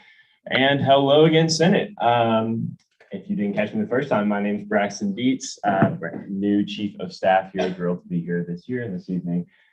Just wanted to introduce myself, put a name with a face, talk about a few things you can see coming up. One thing that y'all should be aware of, me and the front desk have worked to create a community input form for ASCSU. So if you're ever in the office and somebody comes in and says, I would like to talk to whoever would be in charge of sustainability about a project I have in mind, send them to the ASCSU website. There's a form right there up top, front and center on the website that they can put their input in, and the front desk will send that to the appropriate people. So it might even come out to send it as well.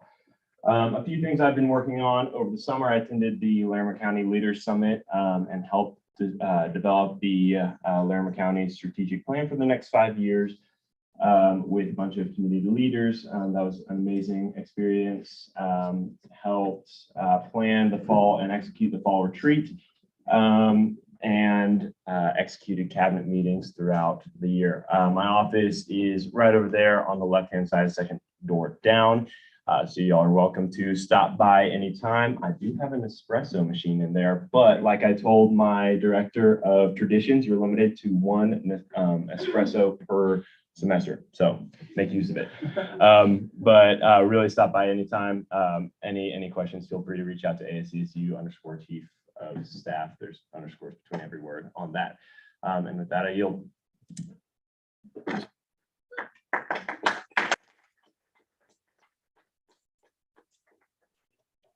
Alrighty, next we have judicial reports.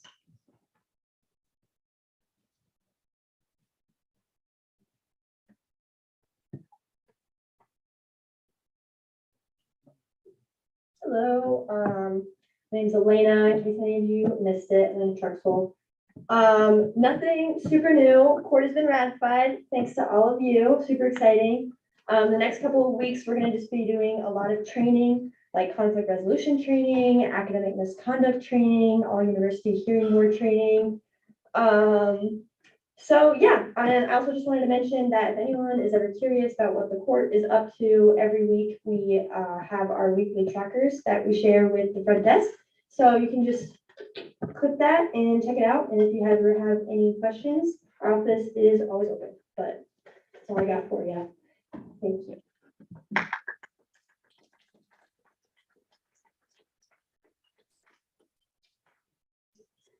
Alrighty, now we move into conference business. And the parliamentary ends with 2 hours on the conference clock. So we're going to start off with the election of the retention and recruitment officer. Before we start with this, I would ask that our current retention and recruitment officer explain his job and the duties of what you would need to do as someone in this position.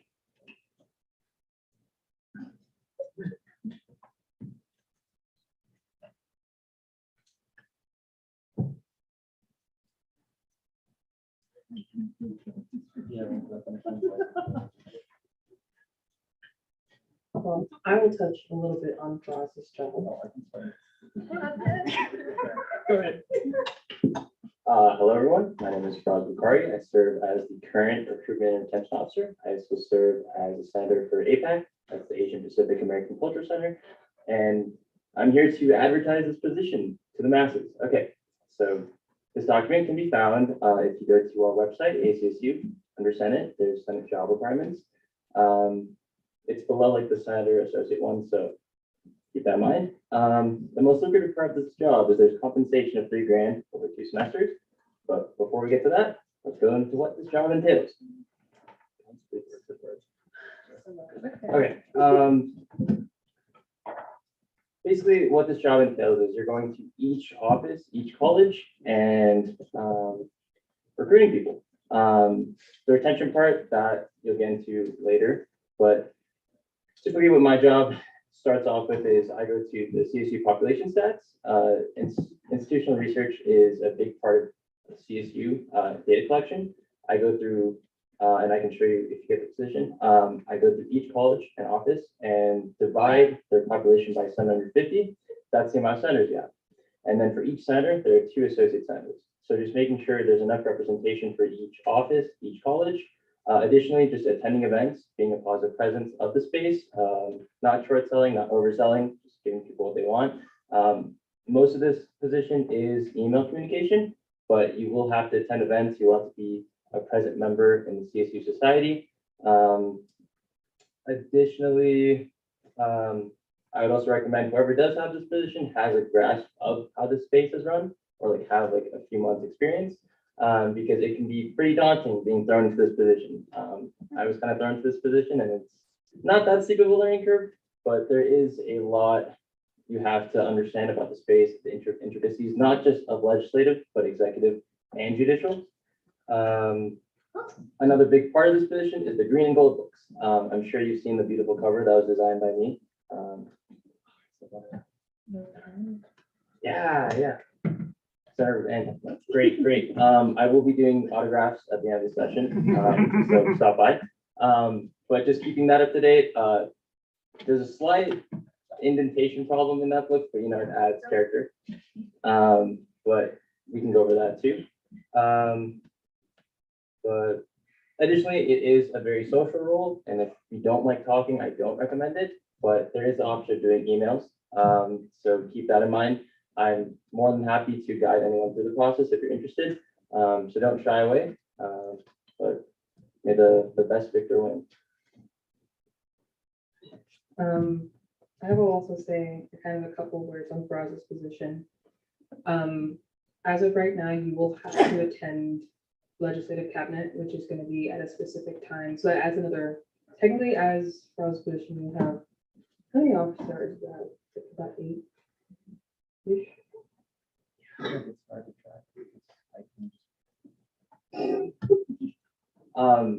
As for accountability in this position, there really is none. That's just being transparent. Yeah, it's the speaker. Truthfully, so I think just being a presence on campus is enough to fulfill the duties of this role. I went to classes, I went to events, regrettably went to football games. Sorry.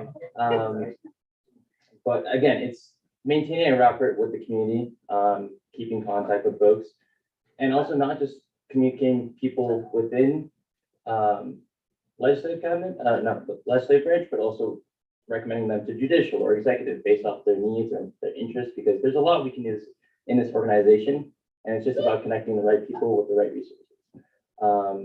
But yes, you will have to attend legislative cabinet. You will have an input. You do have, I guess, influence over the space in that regard. And you can also be a senator and be recruitment and retention. It's not like mutually exclusive. So I was one of the, I guess I was the only person on legislative cabinet with the voting power. So yeah, that's great. That's great. I know the chairs aren't being ignored on that. Sitting at the front. That's Faraz is crazy. the only person who could vote. That's I mean, crazy. you're not up here. That's crazy. Also, point of clarification, job descriptions say a minimum of 8 hours throughout the work week, 4 of those being required in the ASCSU office. So just for folks to be aware. Oh yeah, I did spend a lot of time in this office last year. It's great. Sometimes I played Minecraft in here, but just, I mean, I don't get my own office, so I just utilize the front like desk space as people came in and just welcomed people to the space. Also, you work pretty closely with front desk because they just send emails our way. So you might be flooded half the time during like breaks and like games and whatnot. So just keep that in mind with emails. But a lot of it you can copy and paste, but also just keeping a rapport with college councils, deans, leadership councils, even just deans of specific colleges, because they have a lot of questions. Because a lot of folks don't necessarily know what the ASCSU is, so you kind of have to have a grasp of what this organization does. Not in totality, but enough to know what you're slicing into with this big cake we have. So, any questions, comments, concerns?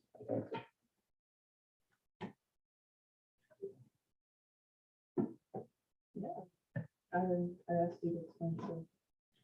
Alrighty, so now I move into if there's any self-nominations or nominations. Associate Lutz. So exciting. I nominate Ian Ritter. May I ask that you take one of the mics to either accept or deny this nomination? I'll accept. Thank you. Senator Melchior, I nominate Senator Salazar. Adrian Salazar, I'm assuming. Do you accept or deny this nomination? I accept. Is there any other nominations or self-nominations at this time? I nominate Senator Liu. I accept. Thank you. Is there any other nominations or self-nominations at this time? Seeing none, I ask the three nominees to please come to the front.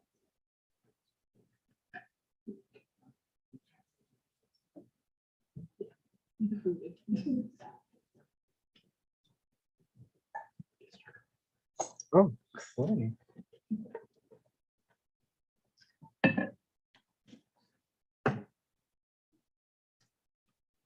Alrighty, we're gonna move into a little 5-minute presentation. Yeah, oh. Gotcha. Yeah, thank you, y'all.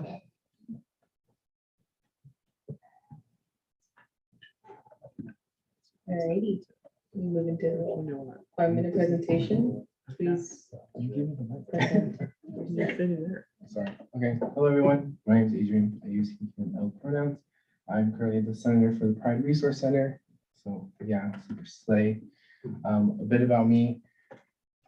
As much as being on student staff at Pride is very fun, very exhilarating. I've shifted my role into the Grab Events Liaison, which is kind of a little, a lot to entail, I guess, as well as being the IPLAN LGBT issue month, which is nice.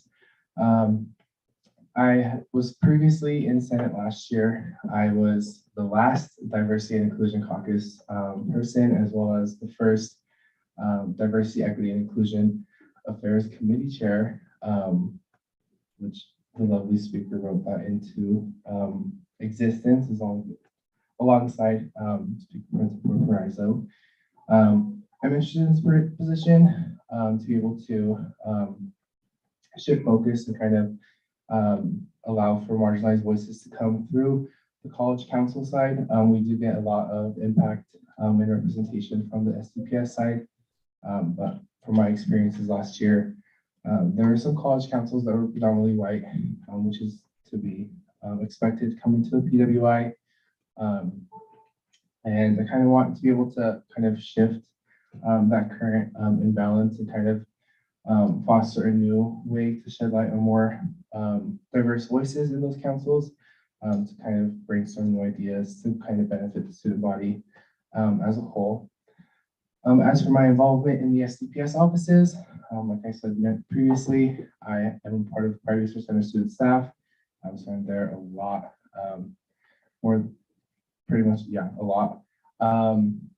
I have recently started to go into the Women's Gender Advocacy Center to kind of learn more about different resources that they provide, and just how to be a better ally to survivors and people that experience interpersonal violence and stuff like that, which has been a pleasure working alongside Grace Storm, which serves as the lead Bristol Brigade mentor.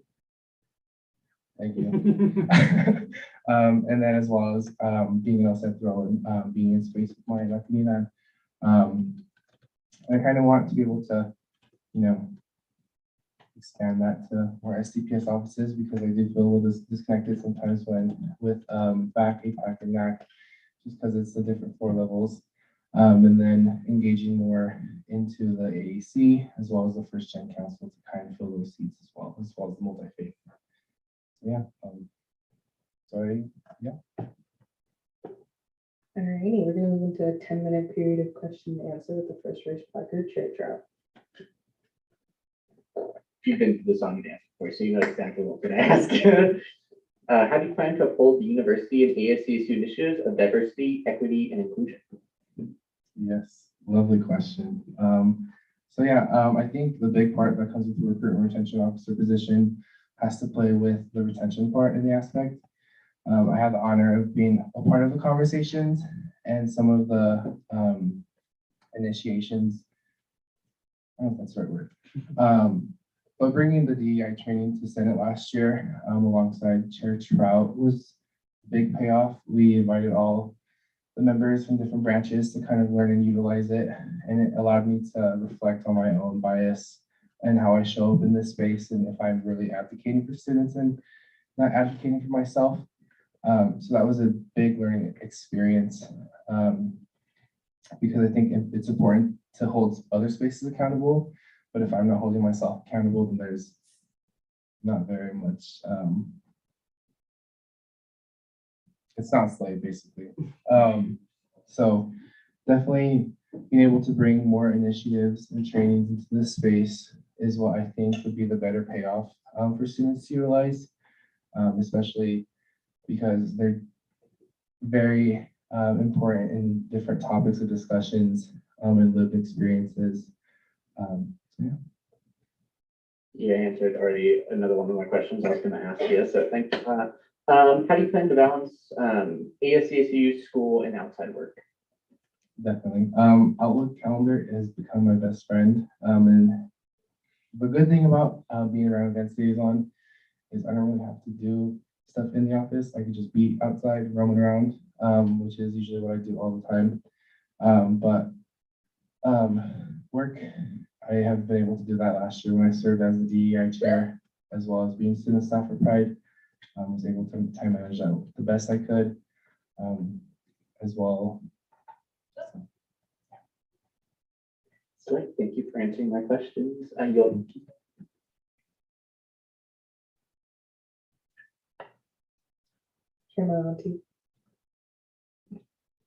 Hello, I just have one simple question. How has your time in this space and the roles you have taken both here in this space and around campus prepared you to take on this position? Definitely. I think in this space especially, I've been able to learn about different lived experiences and how that kind of correlates differently to mine and how I'm able to support people that come from different experiences as mine. I think it's very important as a person that you come into spaces like this and then reflect and learn and kind of apply that to yourself, which is what I try to do. Especially when I served as the previous chair for DEI. It's kind of how I was trying to do it because after that DEI training, I had a real life crisis as a 21-year-old. And I kind of wanted to be a better advocate, ally, and student and person to my constituents around me. Yeah, I hope that answers your question. I yield the rest of my time, Madam Speaker. Thank you. Is there anyone else? Seeing that, I will ask you to go outside and grab Senator Leah.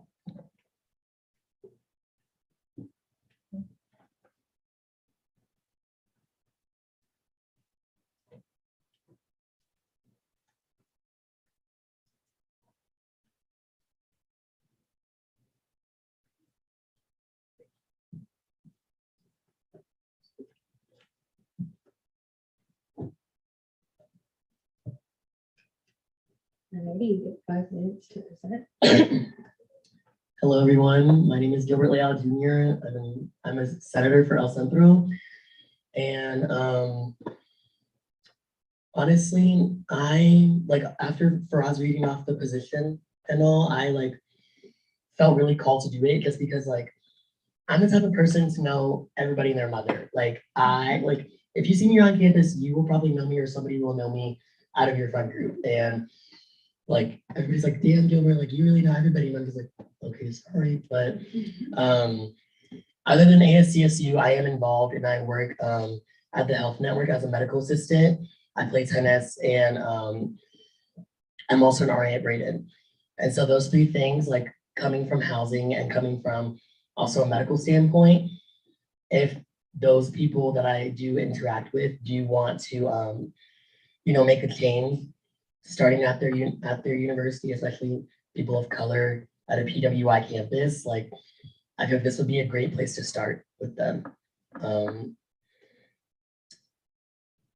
And that is my time. Do you guys have any questions? I was going to open up a 10-minute question and answer with the first voice placard. I did see Chair Trout. Well, hello, good to see you up there. How do you plan to uphold the university and ASCSU initiatives of diversity, equity, and inclusion? I feel like for me personally, I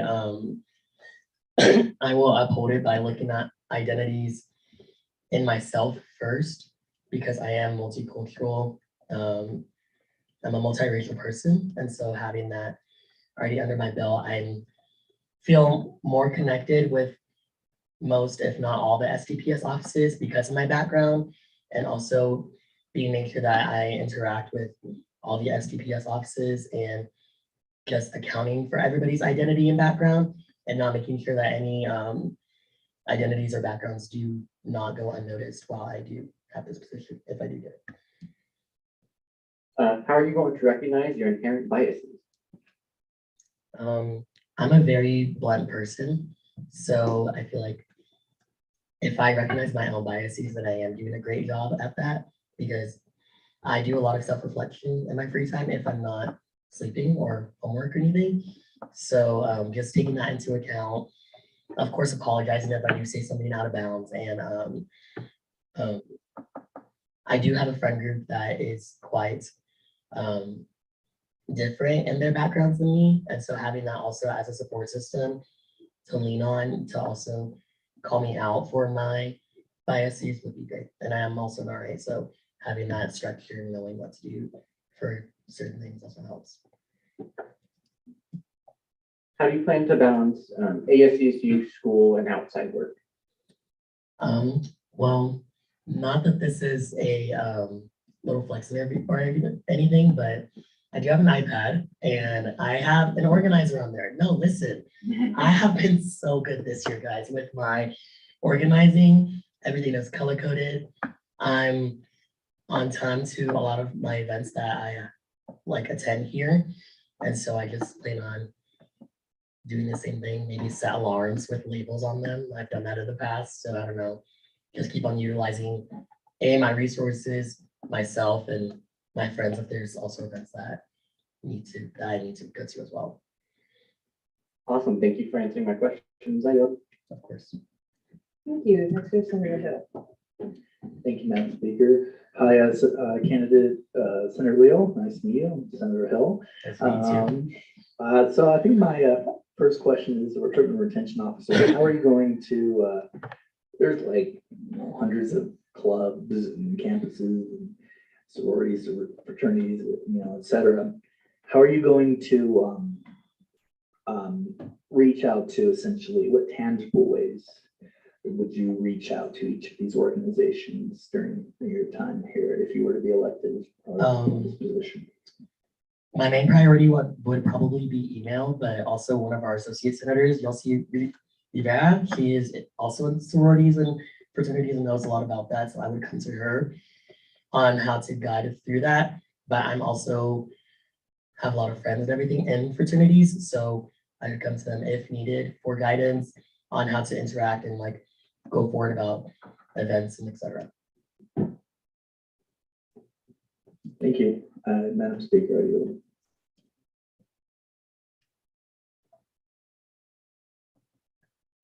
Chairman on to.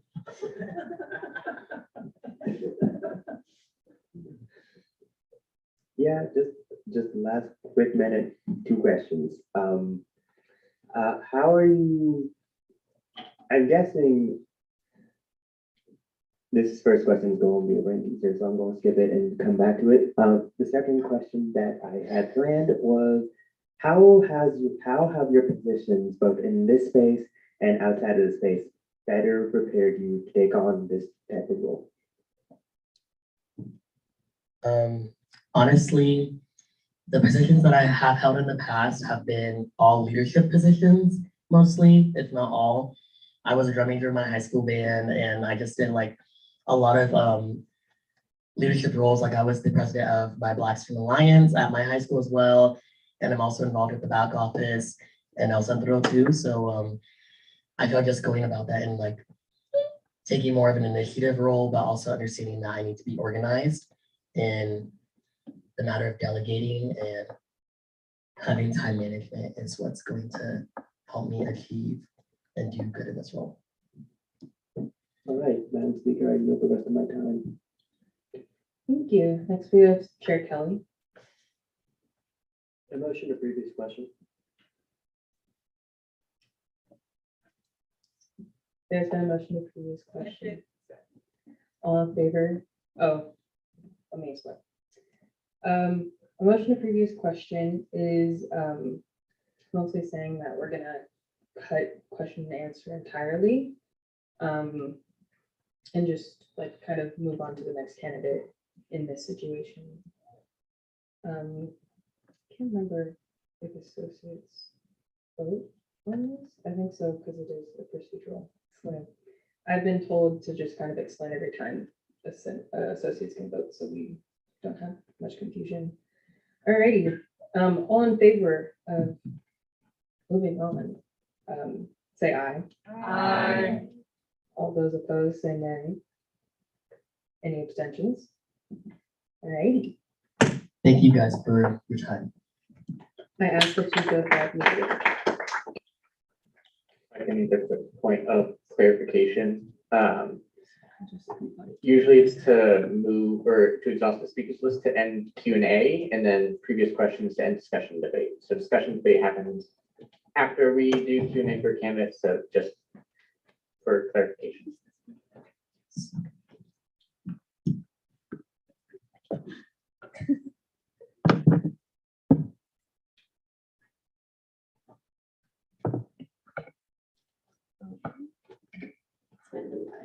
Short. Hi, everyone. Sorry, 1 second. Hi, everyone. For those of you that don't know me, my name is Mia Ritter. My pronouns are she, her, hers. I'm also usually not dressed like this. I've been in lab all day and I was at an Involvement Expo for my students and stuff. So yeah, this feels a little different for me. So I'm a 4th year student. I'm a part of the College of Agricultural Sciences. I'm an animal science major with a minor in Spanish. I'm a pre-vet student, pre-veterinary. So I'm a STEM girl. I've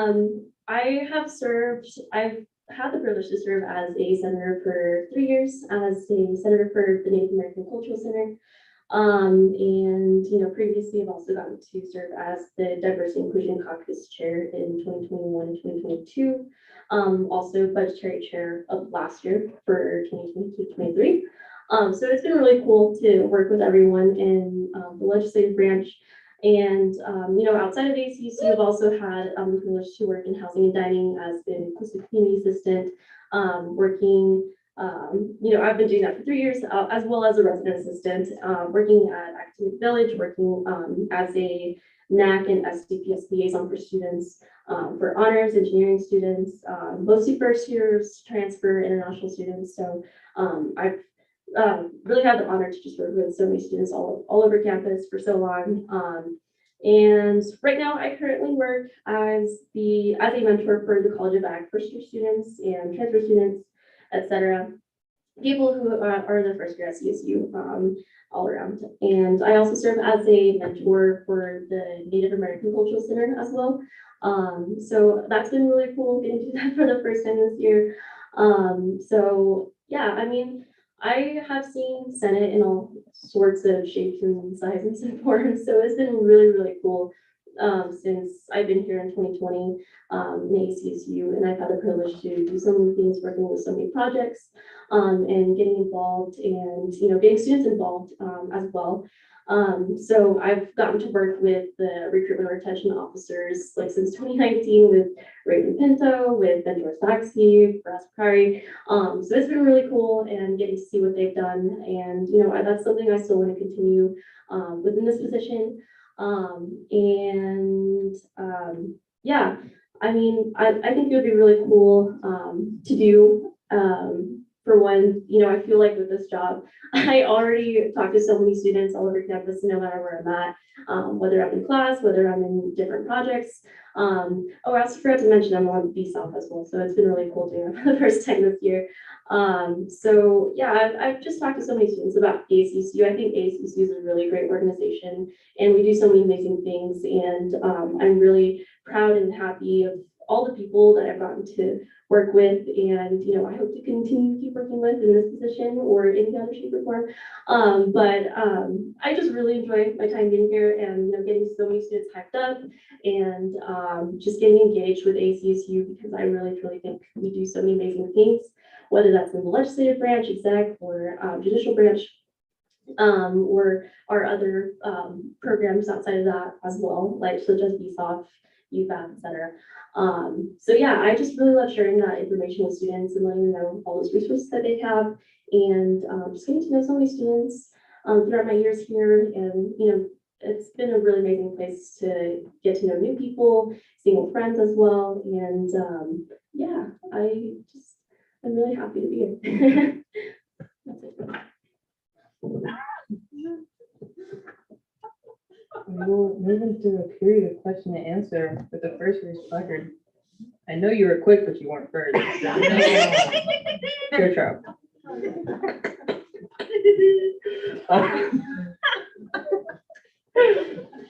Hey Queen, you already know the song in dance, so these questions are gonna be a surprise. How do you plan to uphold the university and ASCSU initiatives of diversity, equity, and inclusion? Thank you so much for that question. Yeah, I feel like it's a really important question, and it's safe to say that it's a big aspect of my life, and what I uphold in all my positions that I have served in, and you know, how I love to carry myself in all spaces. And I feel like with the past positions that I've had, working as an English community assistant or working as the diversity inclusion caucus chair years ago, you know, it's taught me so much. And you know, I've gotten to work with so many people that have taught me so much, and you know, just learning from other mistakes or my mistakes. And I feel like it's really important to, you know, kind of uphold those values always, and, you know, understanding people and making sure that everyone feels welcome, and that I am maintaining a safe space and a happy and inclusive space for everyone that I interact with. How are you going to recognize your inherent biases? So I think it's really important to acknowledge all identities that, you know, aren't my own, and it's important to, you know, step out of my comfort zone and make sure that all students feel welcome, you know, even though I don't uphold the same identities that they do, and making sure that students feel welcome in any, you know, shape or form that they come. And I just want to make sure that students feel like they have safe space and person to talk to at all times. And I want to make sure I uphold that at all times, whether I talk to a new student wanting to join our branch in legislative or another branch as well. And so I think it's really important to, you know, kind of maintain that, you know, safe contact for students to make sure that they feel like they have a welcome community to come into. How do you plan to balance outside work, ASCSU, and school? Yeah, so I said a lot of things that are part of this year, but you know, I'm not working in the same job that I have in the past few years, so I feel like there's this load that's off me this year, which is super nice. I keep things very orderly with my Outlook calendar.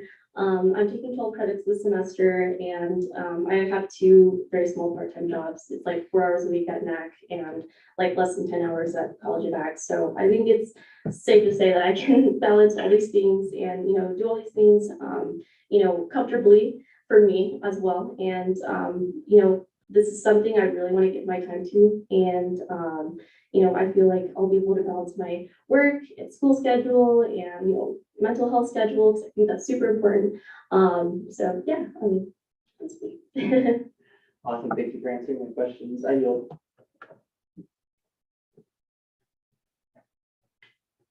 One day this will come on when I take it the first time. Next we have Chairman Monty. Hello, hi. Hi. How have the positions you've been in this space and outside of the space, how has that better prepared you for this position that you are undertaking to uphold? Thank Thank you so much for that question. So yeah, I've been a part of ASCSU for 3-ish years now. And I feel like this is a really great position for me to kind of step back, from, being a part of Senate, well, not being a part of Senate, but being a senator and, guiding students that come in. And, I've had all this experience as went from the 49th Senate, is that right? I think 50th. Yeah, I think 50th. And I feel like I've had all this experience, working from the 50th Senate up to now, where I've had lots of good times, maybe some bad times. And I think it's really important to, not sugarcoat everything that happens in ACSU and share the realities, and I keep coming back. I love this space so much. And I think it's an amazing organization. I've made so many lifelong friends and I love it so much. And I think it's really important, with the experience that I've had the past few years, to kind of share that with students, because all experiences aren't the same. My experiences aren't going to be the same as someone else's in the space. And I think it's really important to share not just my own, but maybe other experiences that have happened in the previous years. And, to kind of share that with students. So I feel like the positions that I've held is really important because not just within, but outside of ACSU, I feel like I've learned so much from students that I've had or, coworkers, peers, I guess, colleagues that I've worked with in ACSU. So I think it's really important to share those experiences and to kind of, let that, give that to them, I guess, that's what I'm trying to say. But yeah, I think it's really important to kind of share those, and I think those experiences have truly taught me a lot, just being in them. All right, Madam Speaker, I'd like to motion to adopt the speakers list. Second. All of those in favor of exhausting speakers list, say aye. Aye. All those opposed, say nay. Any abstentions? Great. Last persons on the speaker list is Chair Kelly. Motion to previous question.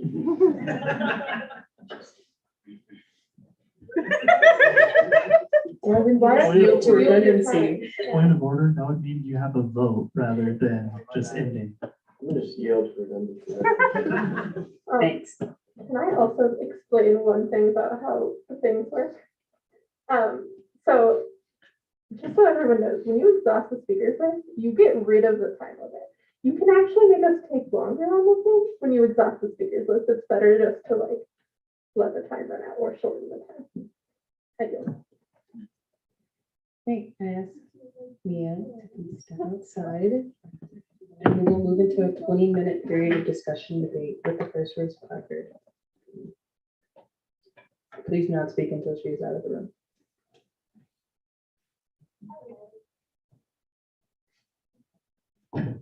You're good. Thank you, Madam Speaker. And so I want to talk a little bit about what I think. I think that I'm all for giving new people new opportunities, to join new positions and, getting some new fresh faces or, on different positions so we can have new perspectives. And for this reason alone, I believe that first of all, I just want to say all three are definitely, in my opinion, qualified for this position. I see no problems, but for the sake of, because, I want to see different people here just to give everyone another chance and whatnot. I would want to see candidate Gilbert Leal to be the next recruitment and retention officer, because I believe that, having new people or people to pass on the torch or whatever is good for this organization, and to have, new perspectives and whatnot. So I think that having a fresh face in the position and knowing by him saying the skills that he has already had before coming to ASCSU is important. So therefore, I would encourage everyone to vote for candidate Leal as the next recruitment and retention officer. Oh, and I yield. Sorry. Thank you. Next we have Chairman Alty. Hello, everyone.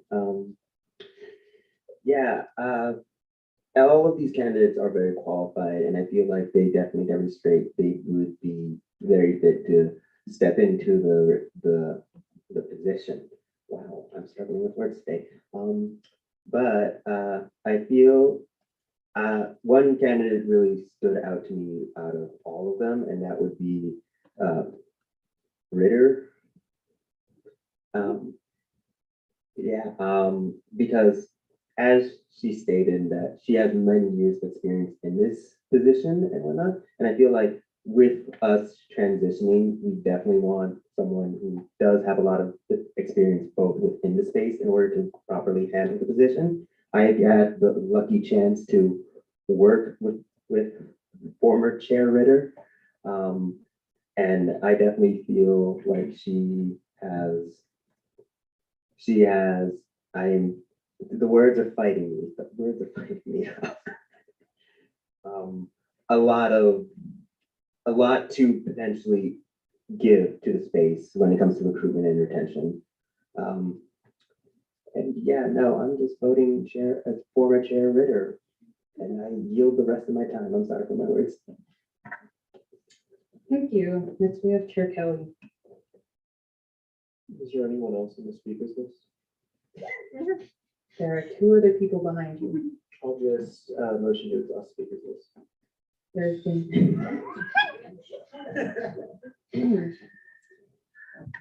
there's been a motion to exhaust the speakers list.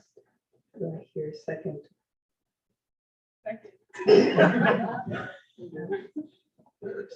Alrighty. All those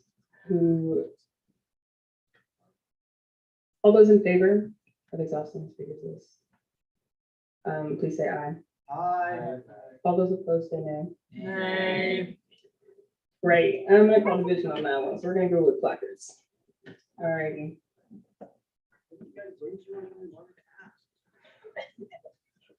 All those in favor of exhausting the speaker list, please raise your placards.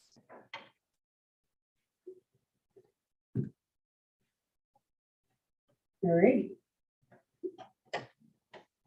All those who are not in favor, please raise your placards. Y'all need to say no louder.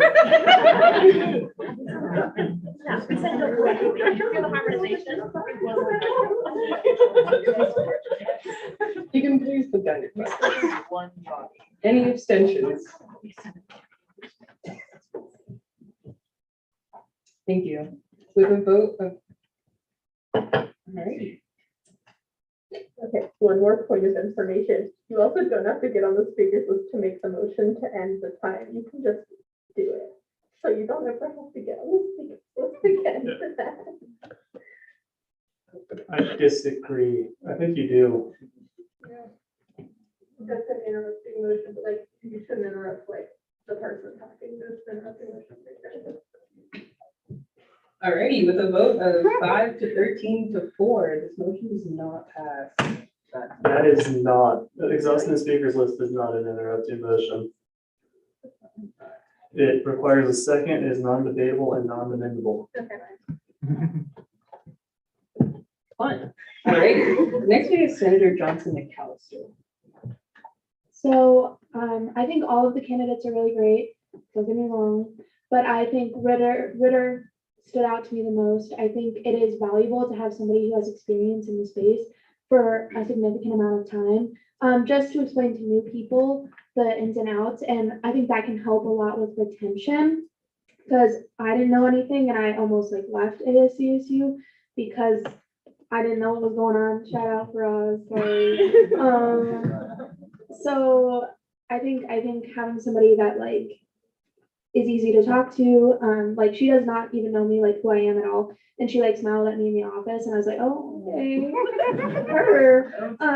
And so I just think she is like very personable and I think with the experience she has in ASCSU, she can help with retention.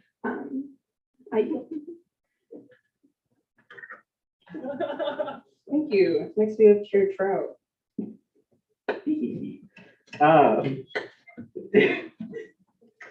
So for the record, I can't vote on this, but I have nothing but high praises for Mia and Senator Salazar.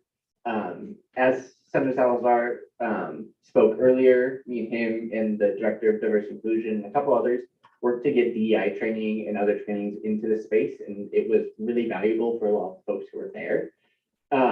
And then as for Mia, I ran with her last year for president, vice president. We know how that election went. But I have nothing but high praises to say for the both of them. And I think not only their leadership in the space has been proven, but them knowing the space as well as they do is a key asset to effectively be recruitment retention. I have seen really great recruitment retention officers, shout out for us. I've seen really bad recruitment retention officers, keeping that one to myself.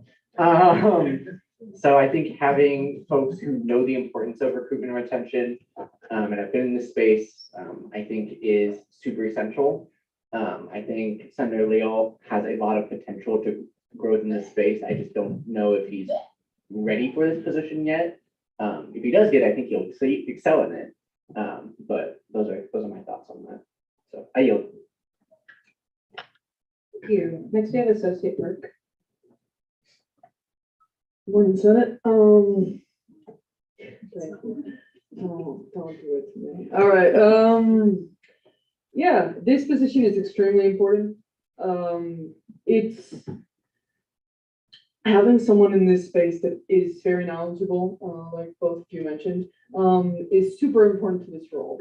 We have a reputation on this campus, tragically. I have friends who've never stepped in this space, never watched a Senate session. They haven't seen anything about it. We're all mention the name ASCSU and they'll go, oh. And I'm like, guys, you haven't even seen it yet. So we definitely need someone who understands our function, our works, someone who knows kind of the ins and outs, someone with really great connections, which I think all of them have. I think all of them are really great candidates. We're dealing with some really qualified people, but I would also probably place my vote behind Ritter just because she's got a lot of experience in the space.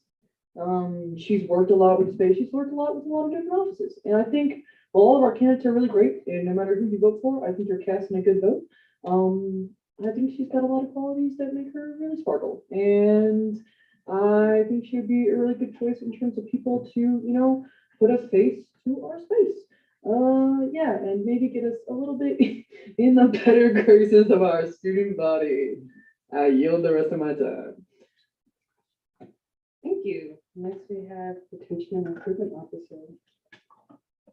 Ross Bakari.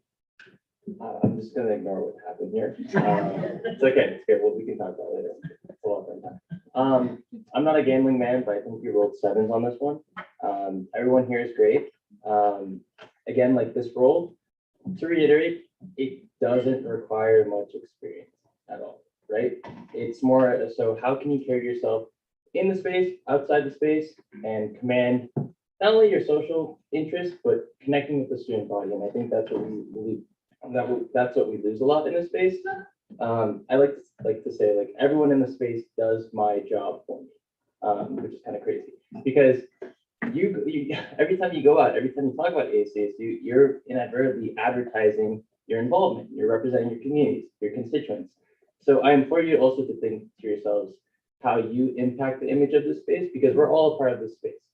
And that's something I've tried to work on. It's difficult. It doesn't take one person, to carry the votes, but like David Goggins, who's going to carry the votes? Okay.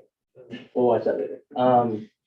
But again, I think every candidate I've had experience working with all of them in different roles is very much qualified. I will be abstaining from this vote as conflict of interest, and I'm done with all three of these folks. But again, pick what your gut is telling you. Experience doesn't necessarily matter, but it does help. But no matter who's in this position, I can see them succeeding, and I look forward to seeing how they flourish in this space. So I yield my time. Great. Next, we have Associate Rivera.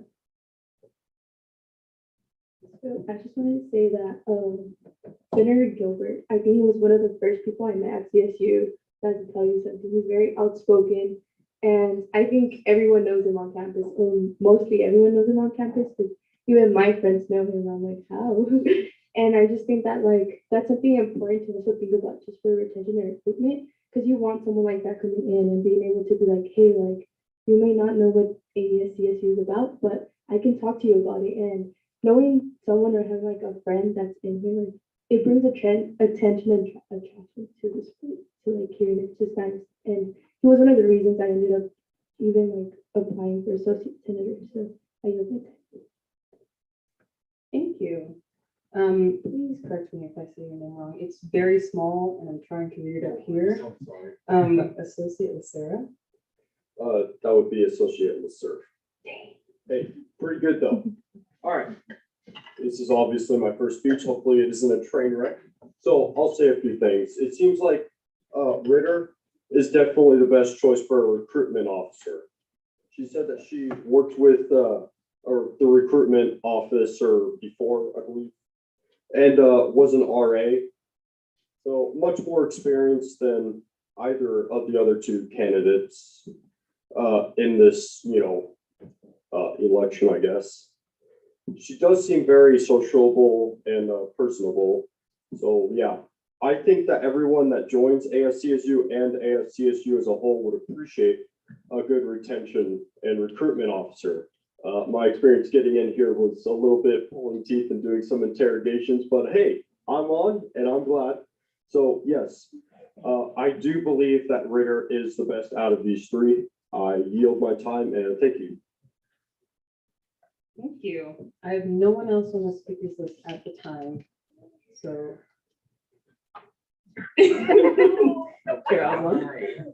Motion to previous question. All right.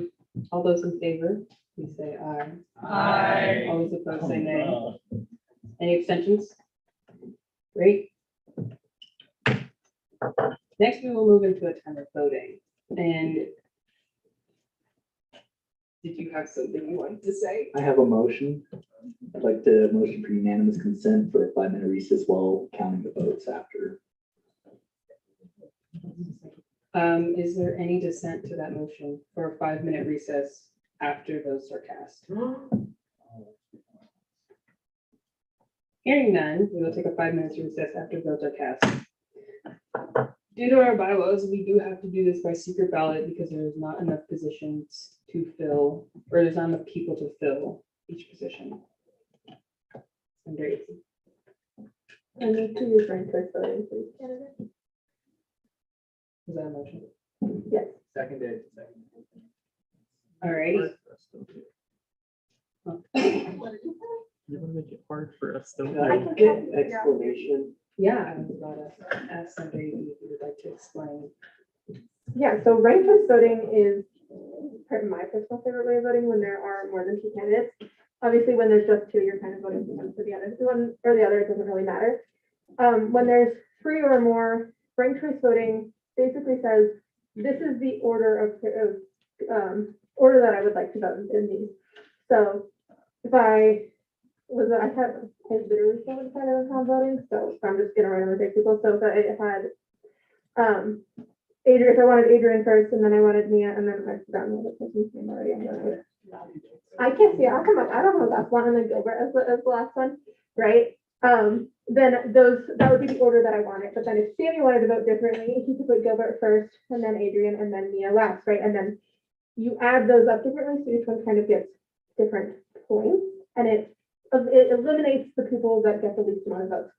So it basically means that it's a more fair vote. It's not just majority, if that makes sense. It's like, okay, I'm explaining this really poorly. Sam's gonna take over. So the beautiful thing within ranked choice voting is, let's say my top pick is Gilbert, but it doesn't work out that way. If he gets removed from that list, then my second choice becomes my vote. So even if your first candidate doesn't get the position that you want them to get, your vote is still included on in the grand scheme of things, if that makes sense. So it's not just, oh, my vote lost, that sucks. Your vote is included in the total regardless of who you vote for. It just depends on order of operations. The way that you would vote is the person that you want to win, you put first. But then in your brain, you say, okay, if this person doesn't win, this is my second choice. And then the same thing for the third choice. And then up there, we do just a little bit of math, and then it's like, that person will win. I will help you do the math. don't I made an Excel spreadsheet to do it. worry. I have a question.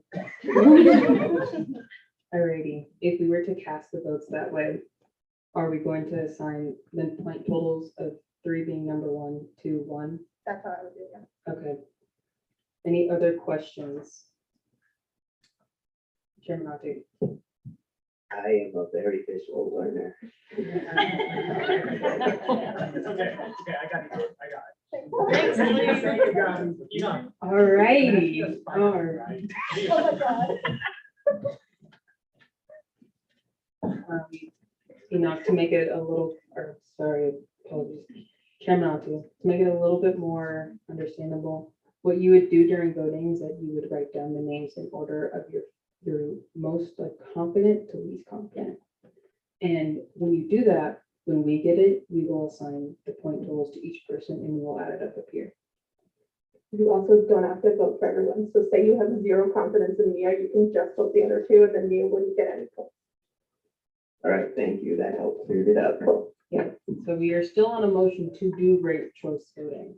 Is everyone completely aware of what ranked choice voting is, how it would be casted, and how the totals would be added? So I will ask to do this by placard so I can visually see the numbers.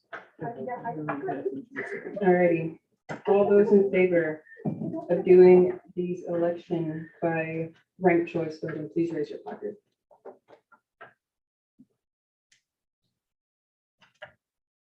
This is procedural, so associates are allowed to vote.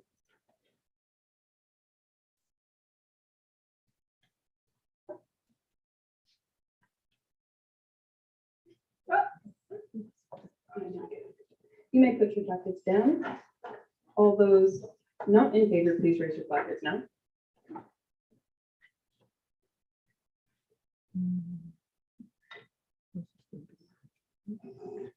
Oh. I really sorry for that. You can put your placards down. Any abstentions? Is there any votes on Zoom? There are You can put your not. placards down. Nothing on Zoom. Alrighty. I think this is just a simple majority. Correct? Should be. Check that before I say anything. I'm checking it now. It's not like a specific. I would say like it would fall under that motion of voting. If it's motion of voting, but it's not changing the actual method, it's still secret ballot. You're so right. So it's majority. Yeah. Alrighty, so we'll go with majority. With a vote of 11 to 9 to 3, this passes. So we will do this by ranked choice voting. I will also open up the option of just writing complete no confidence, which means you have no confidence in any of these applicants to perform their job duties.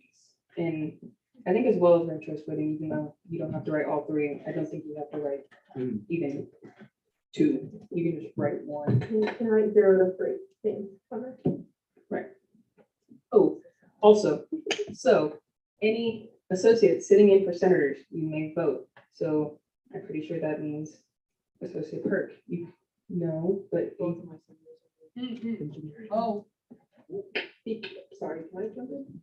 Because Senator Salazar is one of the people who is not able to vote, one of the associates for the Pride Center, you two get to battle it out however you want, are able to vote. Enoch I is have not voting an rights. associate to Pride anymore. Oh, Enoch you. moved to. You're right, you're so Yeah, right. Enoch has moved to a senator in back. So Surprise. Associate Perk, you are allowed to vote. Associate Lutz, you are allowed to vote. And El Centro, whichever your senior or both. And for y'all, Senator Leal is outside, so one of you are allowed to vote in his place. Your second senator isn't here as well. So then both of you would be allowed to vote. All right. And then the associate senator for engineering, you are allowed to vote since there is no senator here for engineering. Does everyone know who's voting, who's not? Chair Trout, you are not allowed to vote. We want to remind you. Alrighty. I just want to add one thing. If anyone still has a question on how to do their vote for ranked choice voting, ask a member of legislative cabinet that can vote, because they will help you figure out how to write what you want. Senator Chair Kelly, you can vote. I will either, me and Claudia will both walk around to gather your ballots, or you can come up to us, but please do not leave the room. Please do not leave the room before you cast your vote, or else I will null it. It will be null. Do not leave the room until all ballots have been cast. Great. And stay in your seat. Yay. Alrighty. Do you need help figuring out, obviously I'm not going to help Tyler, but like, do you need help figuring out how to? Nah, I already built an Excel. I just got to enter it.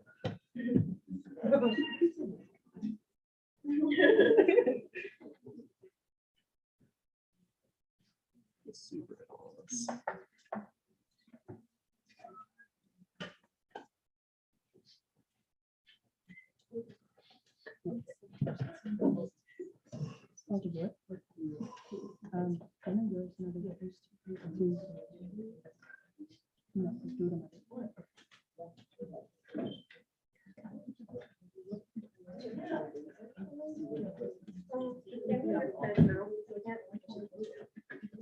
You need a pencil?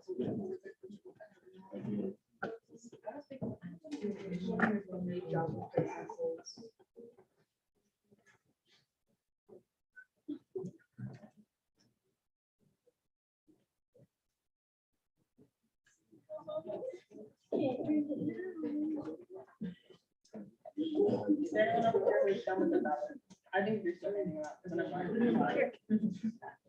Pretty much.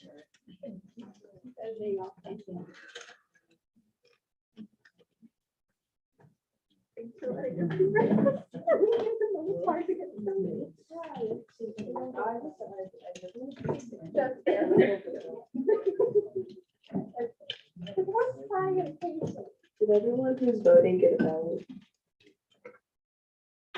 If that is a yes.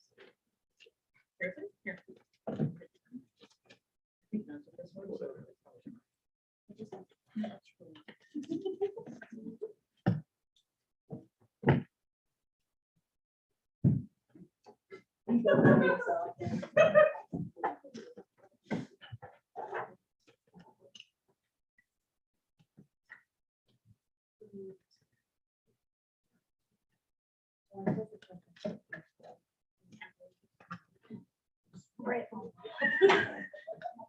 And every time Sandy does ask the question, it's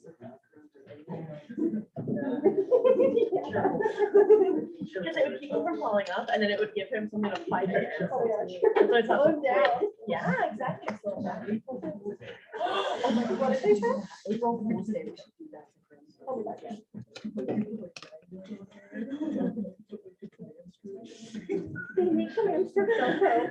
Madam Speaker, I have point of information.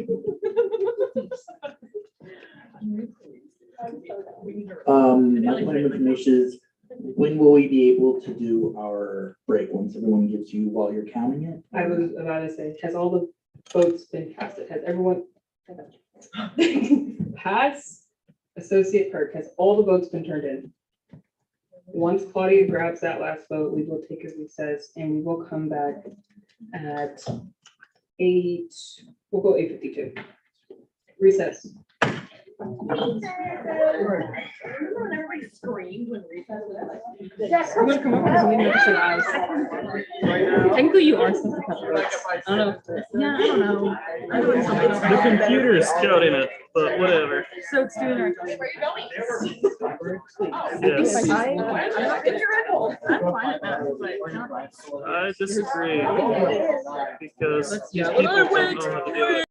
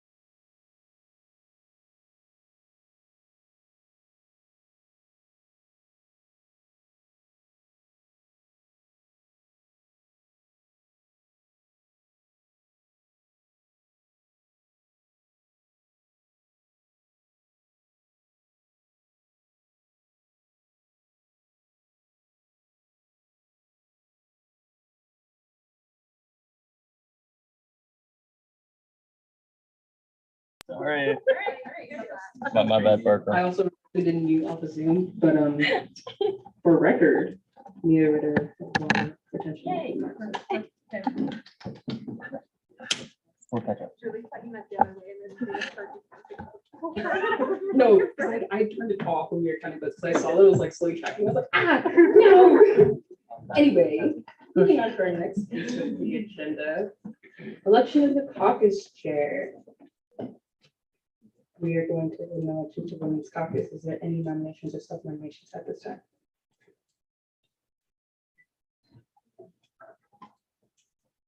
Chairman Monty? I nominate Senator AB. I thought you were gonna do. Sorry, thank you, but no. Sorry, no.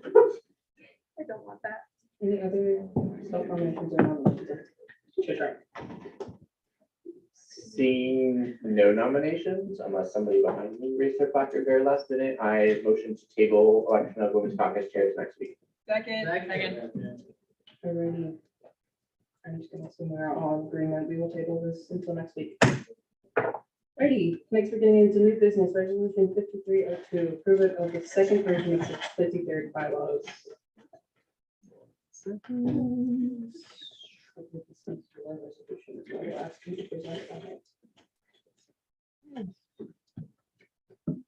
So this is my version, or this is the bill, or technically it's a resolution. But basically, we need bylaws, the bylaws that had inconsistencies and relied on everyone understanding Robert's Rules of Order. And so I came up with this.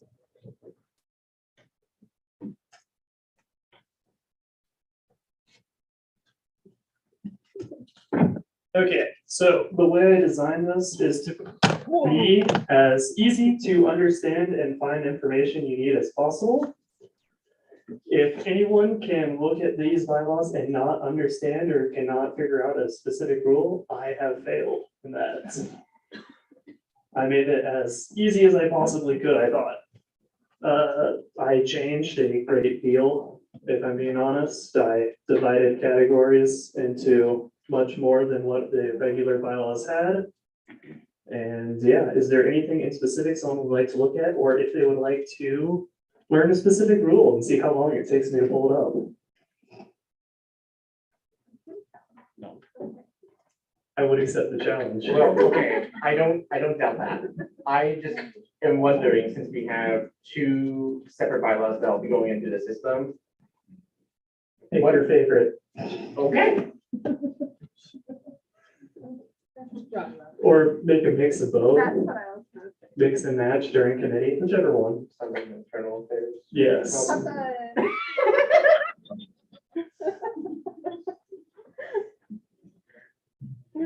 right. We're gonna move into a period of question and answer now. And we will start with Associate Lutz. I have a challenge. Okay. Impeachment of legislative cabinet.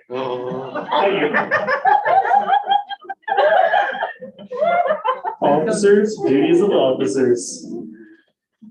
Although actually, that's just if they get the front page. Okay, so now that one.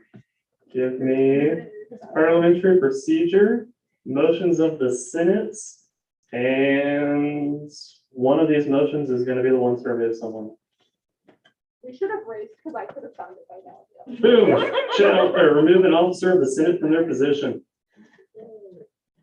Much appreciated, thank you, I yield. It also tells you what exactly you need. Second, it's interruptible, everything. I saw Chair Kelly was asking like a question or. Does anyone have any more questions? I do. Yes. We do have a couple questions. You can make the motion after. You cannot technically, under any of our bylaws, hold your place on the speaking list. I'm just gonna yield then. Great. Now yes, under AP. Okay, so mine looks slightly different than the Senate, so I'm not actually like sure about my question, but like, will you put it down? Yes, which one? Any of them, doesn't. Okay, is that Calgary flat? Just curious. I have no idea. I was gonna say. Yes. Kudos on being accessible. That's all I had, thank you. Okay. I tried to make it as accessible as I could. Good job. Next, we have Senator Davis. Just point of information, where will we have access to finding these? So if this one is passed, it would be located in the ASCSU website under Senate documents. That is where the current bylaws are from last year. Any other questions? Alrighty, seeing none, I will send this bill to internal and we'll go DEI. Now we move into ending roll call. Nope, another bill. Excuse you? Yep. Excuse you? In my own copy, you aren't there. That's crazy. Going on to Bill 5306, extending the accessibility caucus. Chair Trout, can I have you come to the front and explain your bill?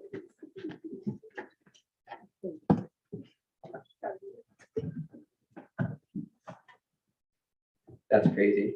Good evening, Senate. I had a longer intro, but I don't want to be here anymore. I'm gonna be running out with all of y'all.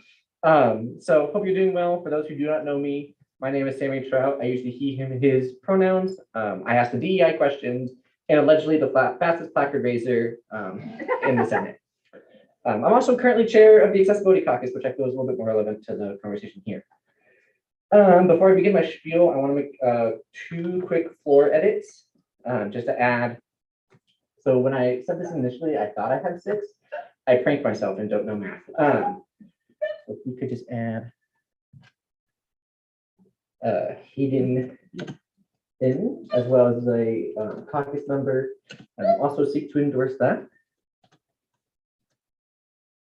I really should have sent that to you. I'm so sorry. You're good. You can keep going. I kind of need that. Oh, sorry. I guess you can't keep going until I finish this. And people with a lot of titles. I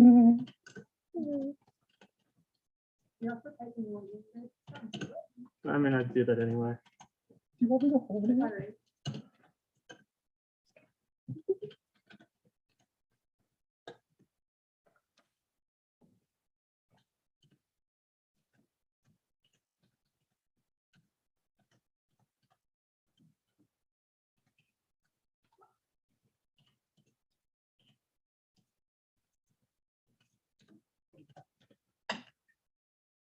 I think this is the quietest Senate has ever been. You are correct. It was so silent.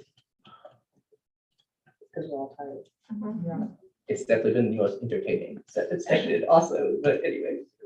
I tried. You succeed. Best speaker ever.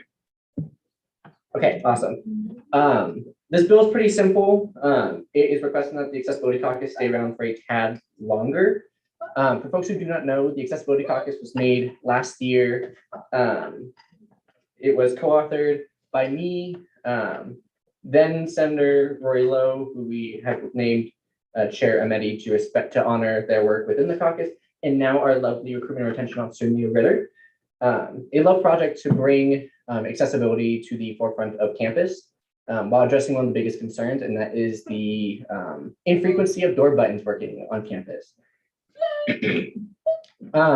Simply put, the caucus was intended initially to spend the summer going through the campus and going through buttons and seeing which ones worked and finalizing a report in that way. We stipulated within the original bill, which is linked in the resources page of that. If you're a bill writer, please use the resources page. I love the resources page. That it would end in six weeks after the beginning of the fall semester. Due to issues having folks on a campus, whether it was full-time jobs or folks being out of state, we weren't able to get as much work done in terms of that process. What the caucus did succeed in, wildly beyond our expectations, was the community of disabled folks that we brought in. For folks who are new here, caucuses are unique to committees in the sense that folks outside of ASCSU are encouraged to be there. And this, as long as I've been here, this is the first caucus that has successfully done that, that has had that outreach. We had conversations regarding accessibility over the Fort Collins Pride, and just other conversations of accessibility, and continue this conversation after Accessibility Caucus eventually ends. So with that in mind, we want to complete the work that we were originally tasked with, but acknowledge that we needed more time. And so this bill intends to extend Accessibility Caucus's deadline to be December 6th. I believe that's the last Senate session, I believe, like ever, or until a final report, or not until ever, until the end of the semester, or until a final report is issued, and then it will dissolve after that final report. I had a longer thing, but I'm just skipping over. So it's a pretty simple process. I'm going to conclude with just two things. Due to the urgency of this bill needing to be passed, there is a note within our current operating bylaws under section 6, subsection D, that allows Senate to discharge legislation out of committees no sooner than 1 week after it's been assigned to that committee. So I'm hoping committees can get set up and operated, but depending on just how that works by that point, I would make that motion if necessary. Of course, I talked to committee chairs about that, so I'll be reaching out to y'all soon. So just kind of putting that out there. And then two, I encourage folks who have the spoons for it to show up to Accessibility Caucus. We meet Mondays from 4 to 5 in the conference room. It's a really incredible vibe. I was going to encourage members of the executive and judicial, but they aren't here. So I'm going to encourage them to come in regardless on separate times. But we really want this to be an interbranchal project. So I look forward to any questions folks may have during our Q&A period.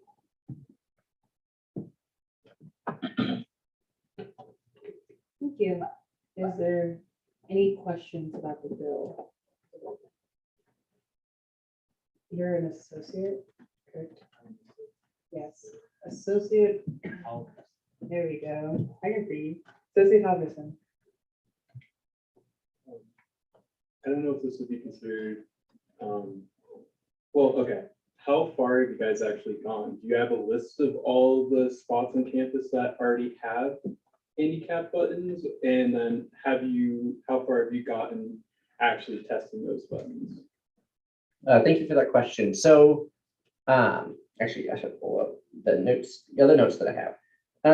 So we weren't able to get as far. We were able to identify the buildings, and just for correction, all the buildings we have buttons. It was just checking to see how reliable those buttons are. Some buttons are, most buttons are frequently used. Some of them, you click them, nothing happens. Some of them, you click open, and they open up immediately. So just testing the reliability of these buttons and seeing which ones need to be funded to get that support.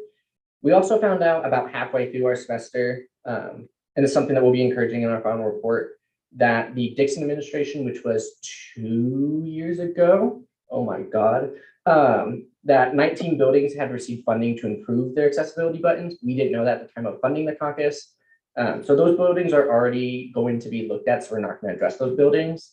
But it's going to be other buildings across. And we'll discuss that more in caucus, just to kind of when we get new folks in older folks. It's been a while since we've talked about that. But that is something we're going to address more.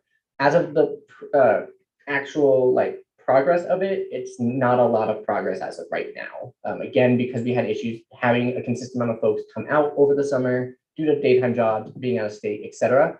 So that's why we're extending this to be over the fall semester when we know folks are going to be on campus, more folks are going to be engaged, especially during the fall semester. So hopefully that answers your question.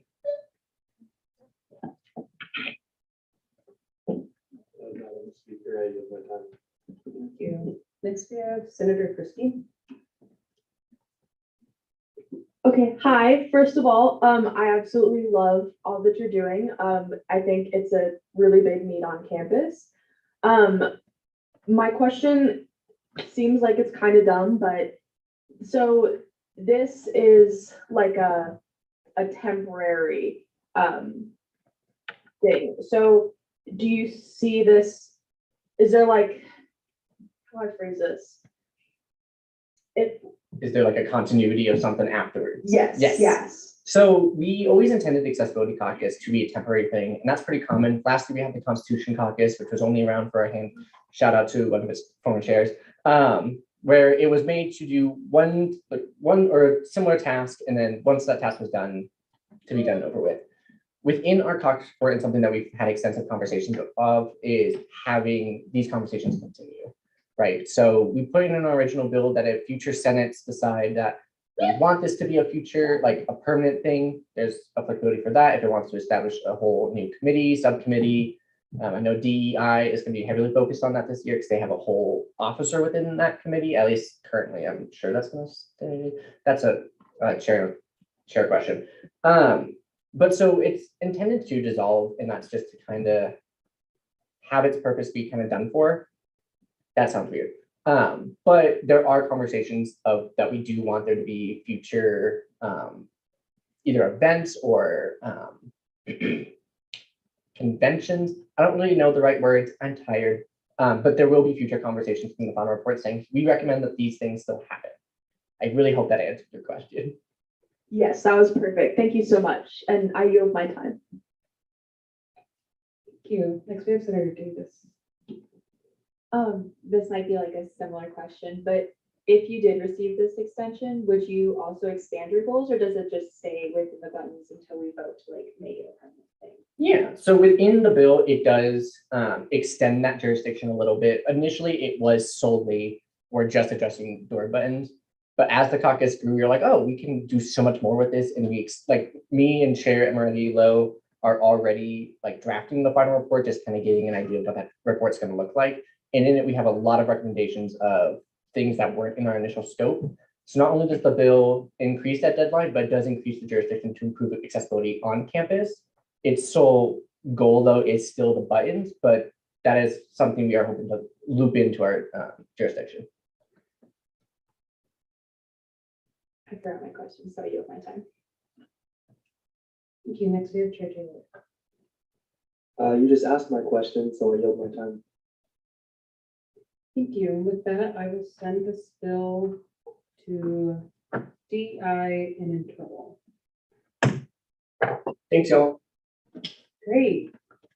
That's awesome. We're going to move into ending roll call. Can the clerk call the roll? Right. Let's start with Chair Kelly. Senator Van Tassel. Associate Senator Lutz. Here. Senator Cole Johnson. Present. Senator Tabib.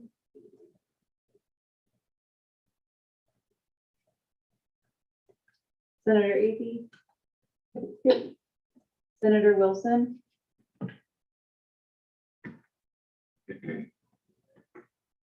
Chair Oswald. Here. Chair Menanti. Present. Associate Senator Park. It's Perk and President. Senator Hill. Present. Senator Milkwire. Here. Senator Schumer.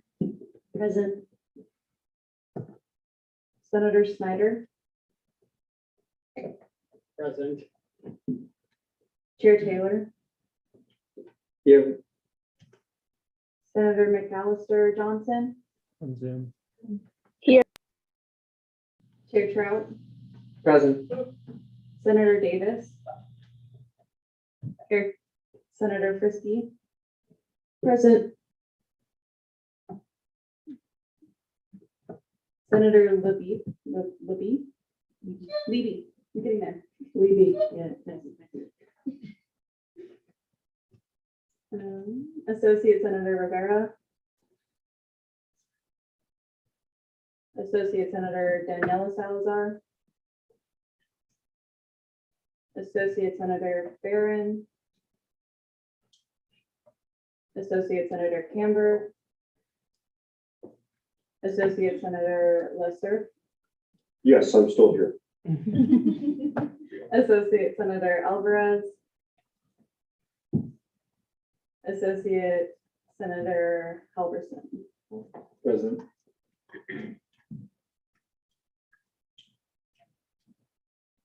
And with that, we will move into caucus reports, accessibility caucus. Also, I definitely didn't need to say we are funding accessibility caucus. There's no financial aspect to this bill. I just wanted to clarify that. In case you were tired of hearing me talk, as I said, accessibility caucus will be meeting Monday from 4 to 5 in the ASCSU conference room. We will be holding elections for vice chair and social media officer for the caucus, as well as discussing what our objectives will be for the semester.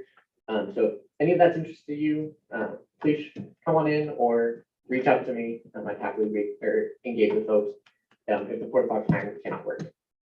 Thank you all. So now we have committee reports, internal affairs committee. The Internal Affairs Committee will be meeting at 12:30 on Tuesday, so go ahead and come to that if you want to. I will put that into the Slack also. We didn't meet this week because I wanted a chance to announce this to all of you, because I don't know how many of you have gotten into the Slack yet and will be able to see that. I only had a couple of people put in a response to the when to meet thing, so that might change if we don't have many people showing up to that committee, but we'll give that a couple weeks and kind of assess as we go. Thank you, I yield. Thank you. Next, we have budgetary affairs. We do, the budgetary affairs does in fact have an emergency session on Tuesday from 11 a.m. to 12 p.m. I believe it is in the ASCSU conference room. I don't know, Broxton sent me the invite and it's at that room, so I'm gonna email her back and double check. Please come to that because it will be discussing the grill the buffs bill. So please, because I believe after that, it's only recourse is being expedited. That time is the time to go there and ask your questions. If you cannot make that time from 11 a.m. to 12 p.m. on Tuesday, please shoot me an email with any questions you want me to ask Chief of Staff Deets. And I will do that. I'll do that just very quickly. Please email me like my CSU email and the directory, because I still have not gotten myself into the budgetary affairs email because I'm confused by computers. Aside from that, I still don't have a set time. Please fill out that win to me. It's in the Slack, in the legislative branch channel, and also in the budgetary affairs channel. Depending on how many people show up, 11 to 12 on Tuesday may be the actual time, but please fill out that win to me so that way I can find the time for everyone. Thank you, Radio. Thank you. Next, we have university affairs committee.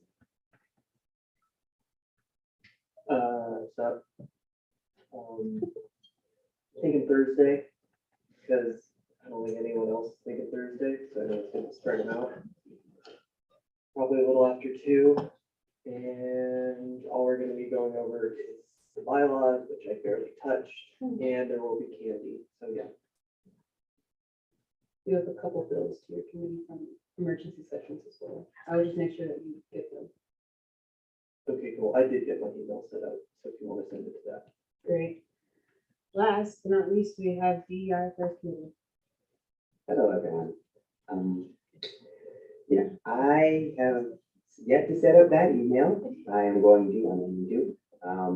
And from the sounds of everything, I also want to keep the committees like very separate and give y'all time to attend one on any day.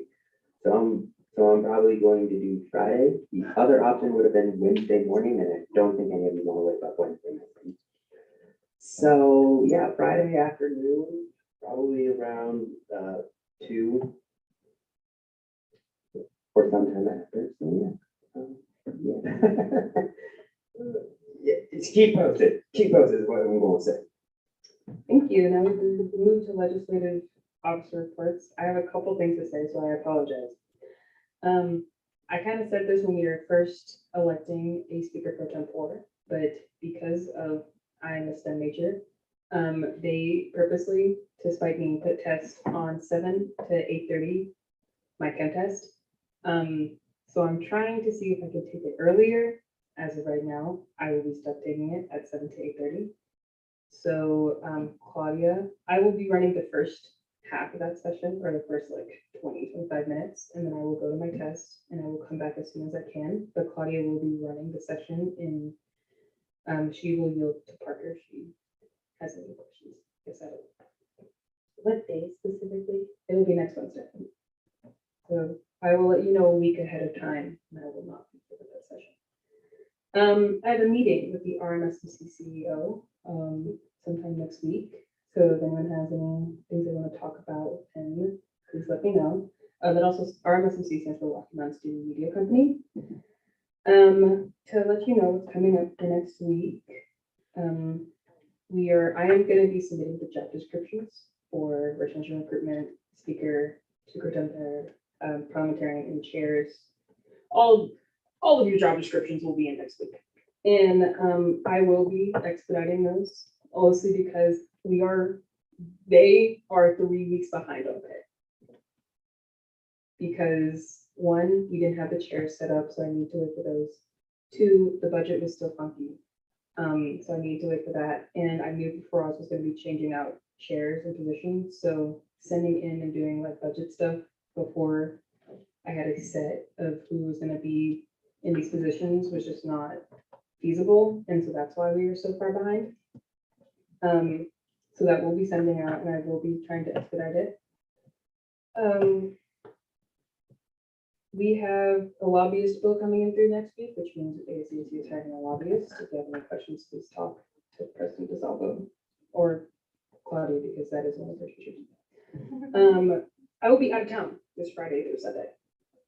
So if you need to reach me and it's urgent, please text me. My email, my phone is linked to every single one of my emails. So if you really need me, please text me, but I will be out of town. And then I need the chairs and any SDC senators to talk to me after this session. Thank you. Go. So, brief talk. I also emphasize your struggle with getting an email. It took me like 3 hours to get that to work. That was not fun. Hopefully this time the computers worked well for everyone. Is there anything that anyone has an issue with how I've been running it so far? Okay, then I'll just keep going with that, going forward. Don't really have anything else.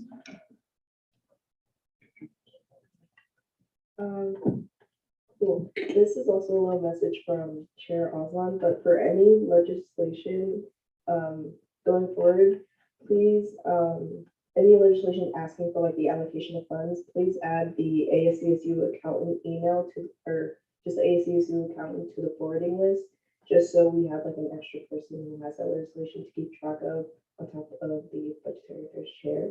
And then to also reiterate for the committee meetings, every senator and associate senator has 1 hour required per week for committee meetings. So please fill out those meetings for the committee chairs.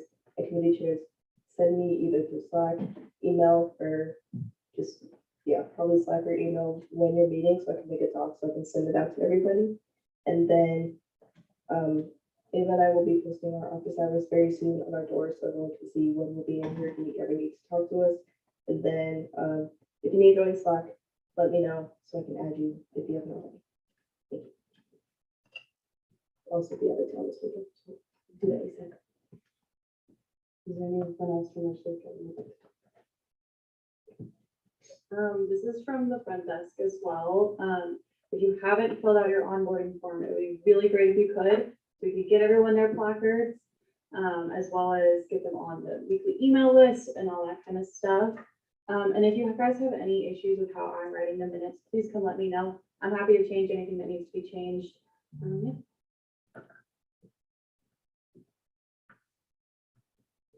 Hi everyone, I'm so excited to serve in this role for you all. So yeah, I'll be meeting with Faraz here soon and talking about what I can do as recruitment intention, anything that he suggests that he wants to change. But yeah, I'm really excited to do this work. And if y'all have any ideas of anything you want to do or anything you want to see from me, feel free to shoot me an email. I don't have access to the email yet, but you can send it to my personal email for now. It's just mia.ritter@callstate.edu. So if you have any questions, let me know. I'll stick around for that. Too. Great, we'll move on to Senator and Associate reports. Senator Mopar. Today I met with Director of Health White and Vice President Silverhart to finalize planning for mental health tabling for the fall semester. Our first mental health tabling is going to be September 28th from 10 to 2 p.m. and a sign up Venus link will be posted in the Slack soon. I yield. Chairman Altu. I see how it is, Madam Speaker. I saw his pocket first. That is speedy. Anyway, this is just me being like, hey, we have the BB Queer, we got it rescheduled, it's happening this Friday. Come over, we want to see all of you there, even if you're not part of the community, we'd love to see you there, show their support, so that ASCSU cares as well. Also, I also will let you guys know the NAC event is happening this Thursday as well, so I will also be attending. If you want to see me there or catch me there, I will be there, but also go to show NAC support and all that. And yeah, much love. Thank you. Next is Associate Burke. I yield for redundancy. Next is Chair Kelly. I hate doing this, but I kind of have to, it's my job. The College of Natural Sciences is the biggest college. We have more seats than all of you. Currently, only one is filled. We have 5 remaining and 12 associate senator seats. If you're an associate senator and you don't want to be, and you're in College of Natural Sciences, come talk to me. If you know someone who's in the College of Natural Sciences and they want to get involved, come talk to me. Yeah, that's it. Sorry for that. I was from College of Natural Sciences. Senator Sheila. Hi, everyone. The ALBS is doing our yearly Senator Hangout. So this year we're doing 2 themes. We have a fall theme during autumn, and then we have a winter theme during the snow season. So come to the ALBS every Wednesday. We had our first, or every other Wednesday. We had our first one today, so our next one will be in 2 weeks. Come have a bagel with us. We have free coffee all day and tea. There's also free printing, and our space is really, really nice. It's beautiful. It's large. Come study with your friends. We have quiet spaces upstairs that you can request. And we also just have a really great community. So if you're looking for something a little different, come hang out with the adults. Thank you, I yield.